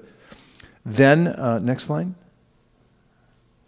Tato bhajeta, he should go on worshipping, he says. Tato bhajeta mam prita ashradhalur jurjanishchaya. You should be firm in your determination and faith, continue.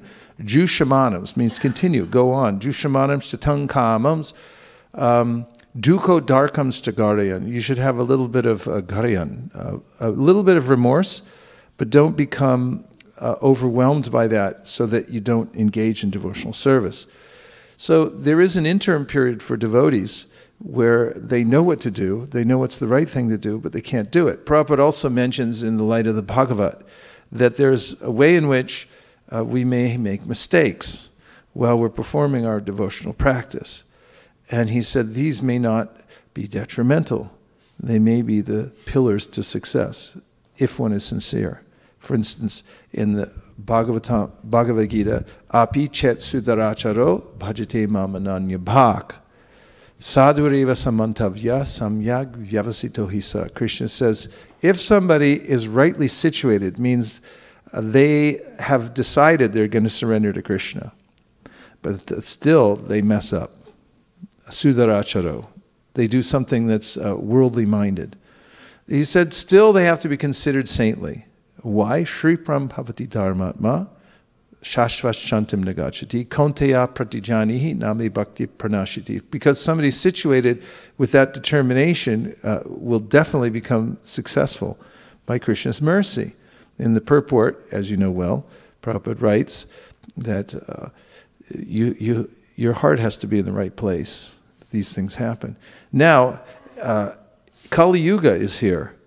And in his commentary to the very famous verse about Lord Chaitanya Mahaprabhu, which starts, Dhyayam sada paribhavagnam abhishtadoham tirtasparam shiva vrinchi nutam sharanyam vrityartiham pranatapala pavabdipotam vande mahapurushate charanara. This verse says that Lord Chaitanya, the Mahapurush, is fit to be meditated upon. Dhyayam sada, when? Always. Paribhavagnam abhishtadoham, he will free you from all the embarrassments of life. Embarrassment means being dragged down into sense gratification. Even though you're a soul, you're part of the spiritual world. What the heck are you doing here? And he'll fulfill your heart's desire. Abhishtadoham. Tirtaspadam. He goes on from there to speak. Now in the purport, a very important section you'll find in the middle of this purport. It's mentioned in this verse. In this regard, Srila Vishnu, well, I'll read the previous, it says, in this verse, the word Tirtaspadam means that the lotus feet of Chaitanya Mahaprabhu are the shelter of all holy places. As the Krishna consciousness movement spreads all over the world, we often find, especially in poor third world countries, that it is very difficult for people to travel to India to visit the most exalted holy places, such as Vrindavan and Mayapur. Especially in South America, it is very difficult for a large number of devotees to visit such places in India and purify themselves. But Chaitanya Mahaprabhu was so merciful that simply by worshipping him, Vaishnavas throughout the world receive the benefit of having visited the supreme holy place, namely the lotus feet of Chaitanya Mahaprabhu. Thus, there is no loss for the followers of the Krishna consciousness movement despite their external situation.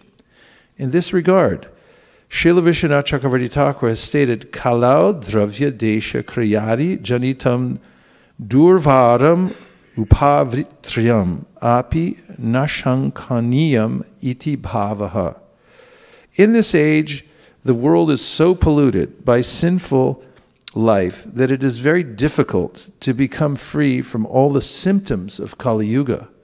Still, one who is faithfully serving the missionary work of Sri Chaitanya Mahaprabhu need not fear occasional unavoidable symptoms of Kali Yuga. The followers of Sri Chaitanya Mahaprabhu strictly follow the four regulative principles of no illicit sex, no intoxication, no meat eating, and no gambling. They try to always chant Hare Krishna and engage in the service of the Lord. However, it may happen that by accident an occasional symptom of Kali Yuga, such as envy, anger, lust, greed, etc., may momentarily appear in the life of a devotee.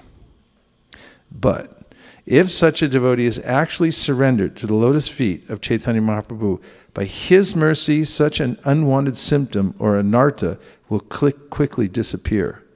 Therefore, a sincere follower of the Lord should never be discouraged in the execution of his prescribed duty, but should be confident that he will be protected by Chaitanya Mahaprabhu. Tirtasparam Shiva Varinchi Nutam Sharanyam Vrityartiham Pranatapala Pabhapti Potam. So, you know, it's a hard time, Kali Yuga.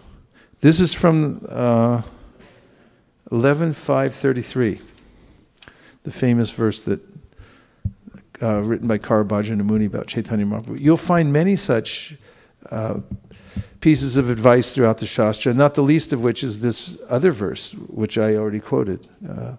Sopada mulam bhajata priyasya tyaktanya bhavasya hare priyishaha vikarma yach chot patitam. Somehow or other somebody falls into vikarma, but he's a devotee. Krishna knows, because he's there within the heart. He knows the intention of the devotee, and he rectifies the devotee. And so things happen. So suck it up and keep going. What else? Yes? Hare Krishna, thank you for a nice class. So I've just changed my question. There's so many questions, so I just picked She this took one. your question? Well, no. Oh.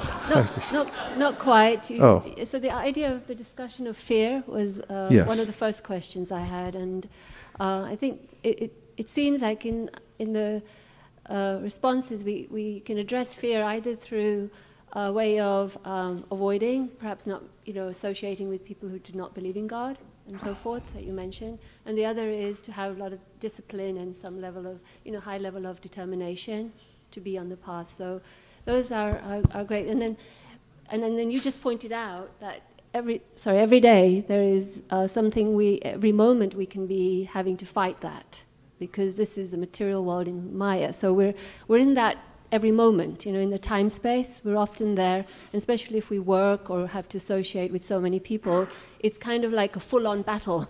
It's coming at us in a very powerful way, right?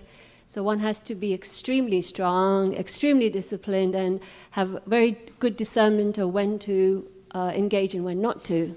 So I was thinking that, and I think you started to talk about this in the verse, that at some point you have to have a practice which allows you to suddenly disengage from that and take the higher road instead of being succumbed by it. And I think this verse that you're talking about is being at the feet of Mahaprabhu and having that in the Vishata that this chapter is about, having in the heart and allowing that to take over versus the self-control, right? So allowing our own. So is that what you're moving towards? I don't know. Yes. Well, so actually, you mentioned this battle that's going on. That's true, and it's described as a battle constantly and so forth. But we don't notice it so much, do we? Because we've fortified ourselves.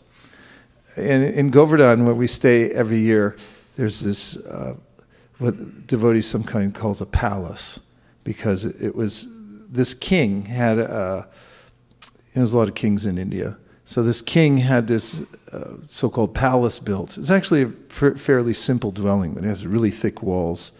It does have turrets where you could, shoot at enemies if you wanted. But there's a Bhajan Kutir on top also. And there's rooms for the king and queen, separate places, and some of the servants and stuff. The place was in a ruin, and then it was rebuilt by Keshava Bharti Maharaj and Asik Krishna, who stayed there without electricity at Govardhan for several years to build it back. Now, recently, I started calling it a fortress, because I like that word better. People say, oh, you're going to the palace? And it's like, we're not living in a palace. We sleep on the floor, But, and all we do is hear and chant all day and eat khichdi, so it's not a palace. Get over it. What it is, though, is a fortress. Why is it a fortress? Because we lock ourselves in there. That's why we go there. And we hear and chant all day long, from morning till night, till the minute we fall asleep. And that's the fortress. And all of you do that. Everyone, we have this system given to us by Prabhupada, no matter whether you live in Govardhan or you live in Cupertino. That our lives are fortressed by the process of devotional service we've been taught. We take the four regular principles, as a normal part of our life. In fact, I heard Prabhupada recently, somebody was asking about fasting. Prabhupada said, you're already fasting. We don't eat anything that people eat. It's like, when you go somewhere, someone says, what do you eat? It's like, you don't eat anything, right? For them, our lifestyle is so different. We're in a fortress already. We wake up, we chant our rounds, because we couldn't imagine going a day without chanting our rounds. And so we already fortify our lives in such a way that we feel protected. This is the meaning of ashrama, one of the meanings, that we fortress ourselves so that we don't get attacked. We do it ahead of time. And we also hear and chant. So when we do go interact with people, which we have to do all the time, like normal human beings, better than normal human beings, because people are looking like, how do these so-called spiritual people act? They're thinking. And when you act with refinement and with grace and with aplomb and panache, or whatever other word you want to use, when you're dealing with other people, then, not aplomb, panache, sorry, that there's a way in which, they appreciate. This is people with spiritual values who are practicing. They have dexterity in dealing with other people. And so we do fortify ourselves. And so it's not that we have to freak out at every minute that somebody's going to come at us, because we actually feel safe. We feel safe because we trust the process. And if you stick to the process, don't go outside that line, like Lakshman, or was it Ram or Lakshman? Lakshman put the line out there and said, don't go past this, We have that also. And if you just don't do anything crazy, and, it's like, well, walk outside the line anyway. That line, we have to have clearly in our heart, what is it?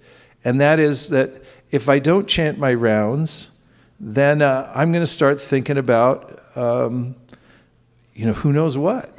Instead of selling Bhagavad Gita, I might think somebody will offer me opportunities. Like, we have soap on a rope. You can sell soap on a rope. And you're like, soap on a rope? Nobody ever thought of that before. Let's get soap on a rope. And you'll start selling that. And do any old thing and eat anything. So, how about eating this? Do you want to eat this? And you're like, yeah, maybe I should.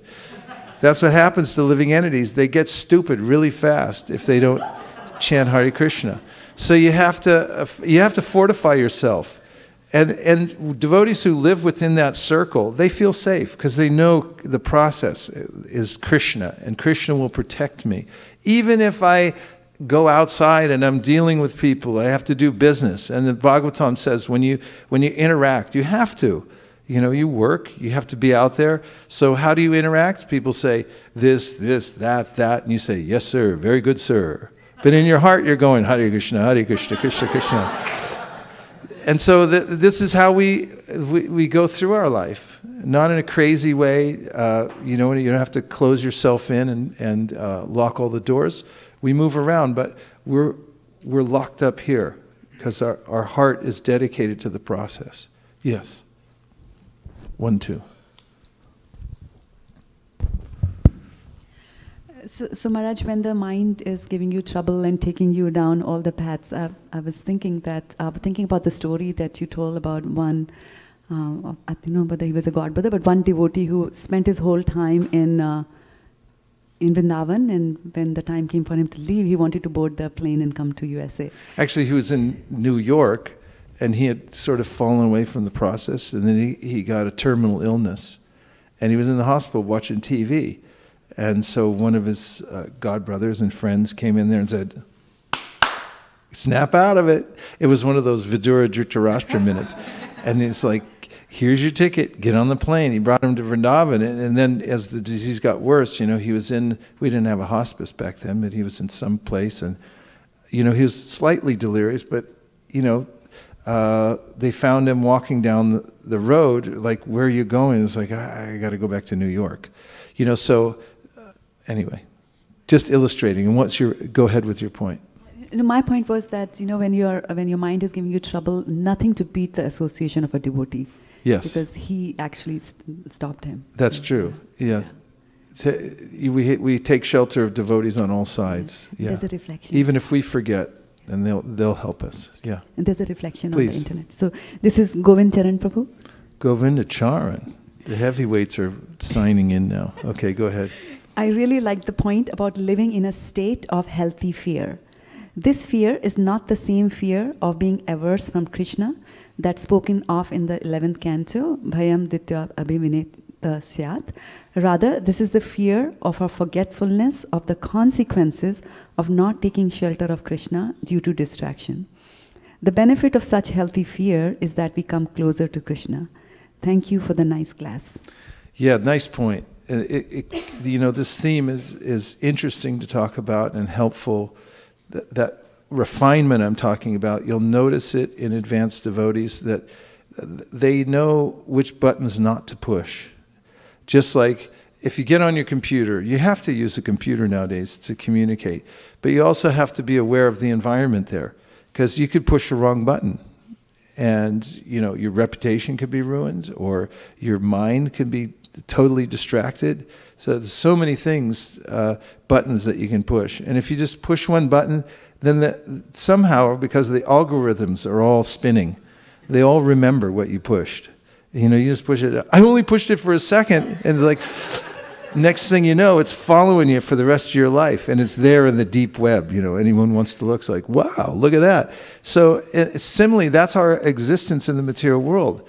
Any buttons we push, they come back to us, and it's for a reason. It's for our refinement. Devotees come to this awareness that this place is booby-trapped. Be careful whatever kinds of things that you engage with, because it's going to come, it has a consequence. Main thing is consequences. Think about the word consequence, sequence. Sequence means one thing follows another. Consequence means I do this and here's what's going to happen. It's an algorithm. The material world, prakrite kriyamanani gunai karmani sar. It's a machine, Krishna says. So watch out. And Prahlad says, don't get your finger stuck in the machine. In fact, he talks about his own fear. He says, yes, I'm a devotee, but I'm afraid of Vishnu Maya. He says it's like a big grinding wheel machine. And you stick your finger back in and you go, let me just try it one more time. And next thing you know, your finger goes in, your hand, you get ground up again in the material world. Consequence. So devotees become very aware. What are the consequences? So they keep their minds focused on topics that are conducive, and they're careful which buttons they push. Yes. Thank you very much for the very nice class.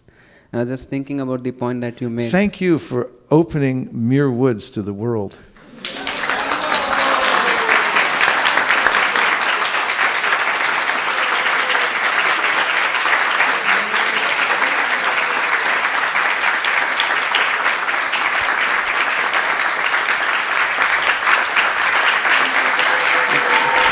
It was you.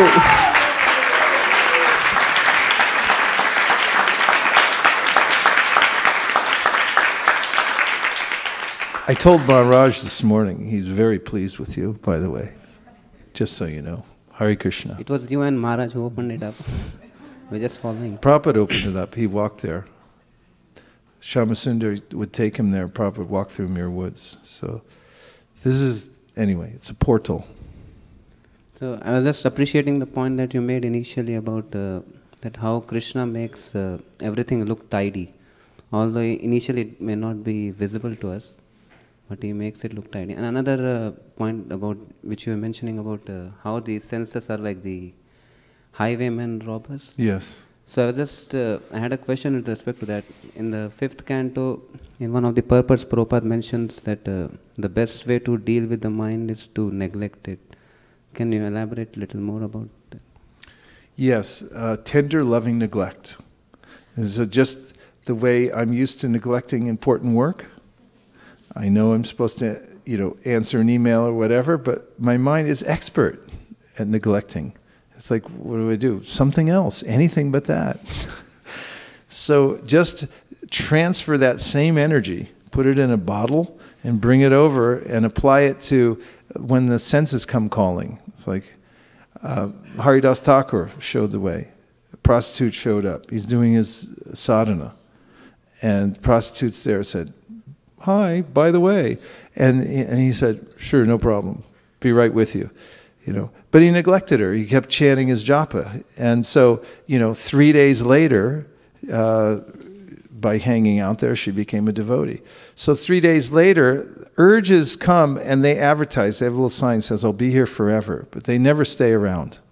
They can't handle it when you don't pay attention to them. You have to not pay attention to them. Don't give them energy.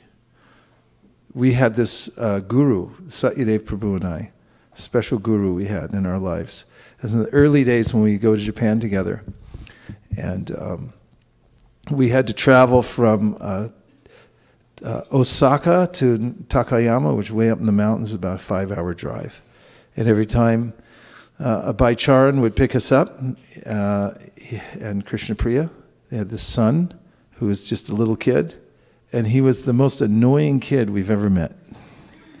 And so we had to ride in the van with him. And he used to we'd be trying to hear him chant in the van, and he'd be trying to interrupt us and tease us. And then, after three years in a row, then we had this revelation about how if you don't give him any energy, he starts to get bored and look somewhere else. somebody else to annoy. And so we changed his name. We called him Guruji, because he was teaching us this valuable lesson of neglect. And so, when these things come up in our life, don't give them so much energy. Turn your attention to your service and say, I know you're there, but I'm busy. Be busy. Make sure you got a valid excuse. Otherwise, says, you're not busy. I've seen you hanging out, so why not this too? So keep yourself busy. Make sure that when you wake up, you hit the ground running and you keep going throughout the day. And if you're going to neglect them, make sure you lock the cage too, because otherwise they'll get out. That unlocking of the cage, that metaphor is really, in our heart we say, oh, it's not that bad. It's okay. And if devotees are not devoid of sense gratification. It's that we're not jnanis. We don't reject the world. We transfer the same energy that we're using in the material world to Krishna, to Krishna's devotees. Devotees have fun. They have social life.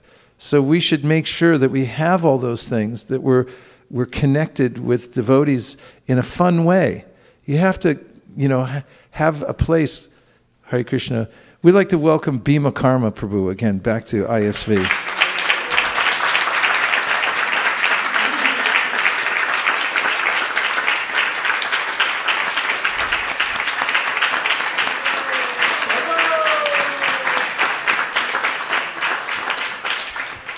I have to say, he grew up in the Krishna consciousness movement. He has such a wonderful attitude about life. I really appreciate. I'm getting to know him better, so we feel very blessed he's here. And he's got a deep love for kirtan, and has learned in a very proper traditional Vaishnav way how to bring the kirtan out so that it pleases Krishna in the best way. So today he's going to be giving seminars here for kids and also for adults, for everybody. And we're very appreciative that you came here. Thank you. Hare Krishna. Please make this your home away from home. So finally, we have the appearance of Balaram and Lord Krishna coming up. This is our great fortune. That in the purport today, Prabhupada mentioned that people don't have a proper object of worship. They don't have a place to actually put their minds where they'll feel satisfied. And they're looking over and over again for the various objects that they can look at. And nothing satisfies them. There's no TV show, there's no movie, there's no object you can buy that will satisfy you. But if you think about, hear about, and remember Krishna and Balaram, and how they appeared, go into the details of how and why they appeared. Bhagavatam, hear the Srimad Bhagavatam. That will satisfy the mind and the heart. And that's legal sense gratification. That's real sense gratification. Become enchanted with the way in which Krishna easily killed these various wizards who came into his life. Be enchanted by the way Krishna plays with his friends. And how when Balaram smashes the head of Pralambasura, a profuse amount of blood comes out. That should satisfy the need for seeing horrible things. Like people along the freeway, they want to stop. If they see a little fender bender, what to speak of somebody got really smashed up. Everyone's like, whoa. That there's a desire in the heart to see stuff. We're not gyanis. We can't detach ourselves from the world. Try driving down the road if there's an accident on the right side and not looking. You can't do it. It's impossible. You can't just drive by, and if you do, all the way home you'll be thinking, darn, I should have looked. Because that's our nature. We want this. And it's only available in a way that's satisfying and actually nourishing through Krishna's pastimes in the Bhagavatam. So that's why when Balaram's appearance day comes, when Krishna's appearance day, the devotees are jumping for joy because we're saved. We have a place to invest our love, our energy, our attention, to remember details. And all these things, actually, Krishna says, just by remembering them, your heart becomes purified. Shrinvatam Swakata Krishna, Sutta Goswami. Punya Shravana Kirtana. In and of itself, it's pious. So here's where to put all your attention so that when other paltry desires come up, then you have the wherewithal to neglect them. And just say, you wait later, some other time, some other lifetime. And then you sneak out the door when you leave this world. And he goes, like, you guys just stay there. I'm out of here for good. No more to do with you. So that's our great benediction, the Srimad Bhagavatam, and hearing the pastimes of Krishna and Balaram, and having kirtan constantly to glorify the Lord and His names and so forth. Then we'll feel satisfied. And at the end of this life, by Lord Chaitanya's mercy, no matter what other little just so-called discrepancies are there, He'll take us home back to Godhead. Gaur Premanande Haribo.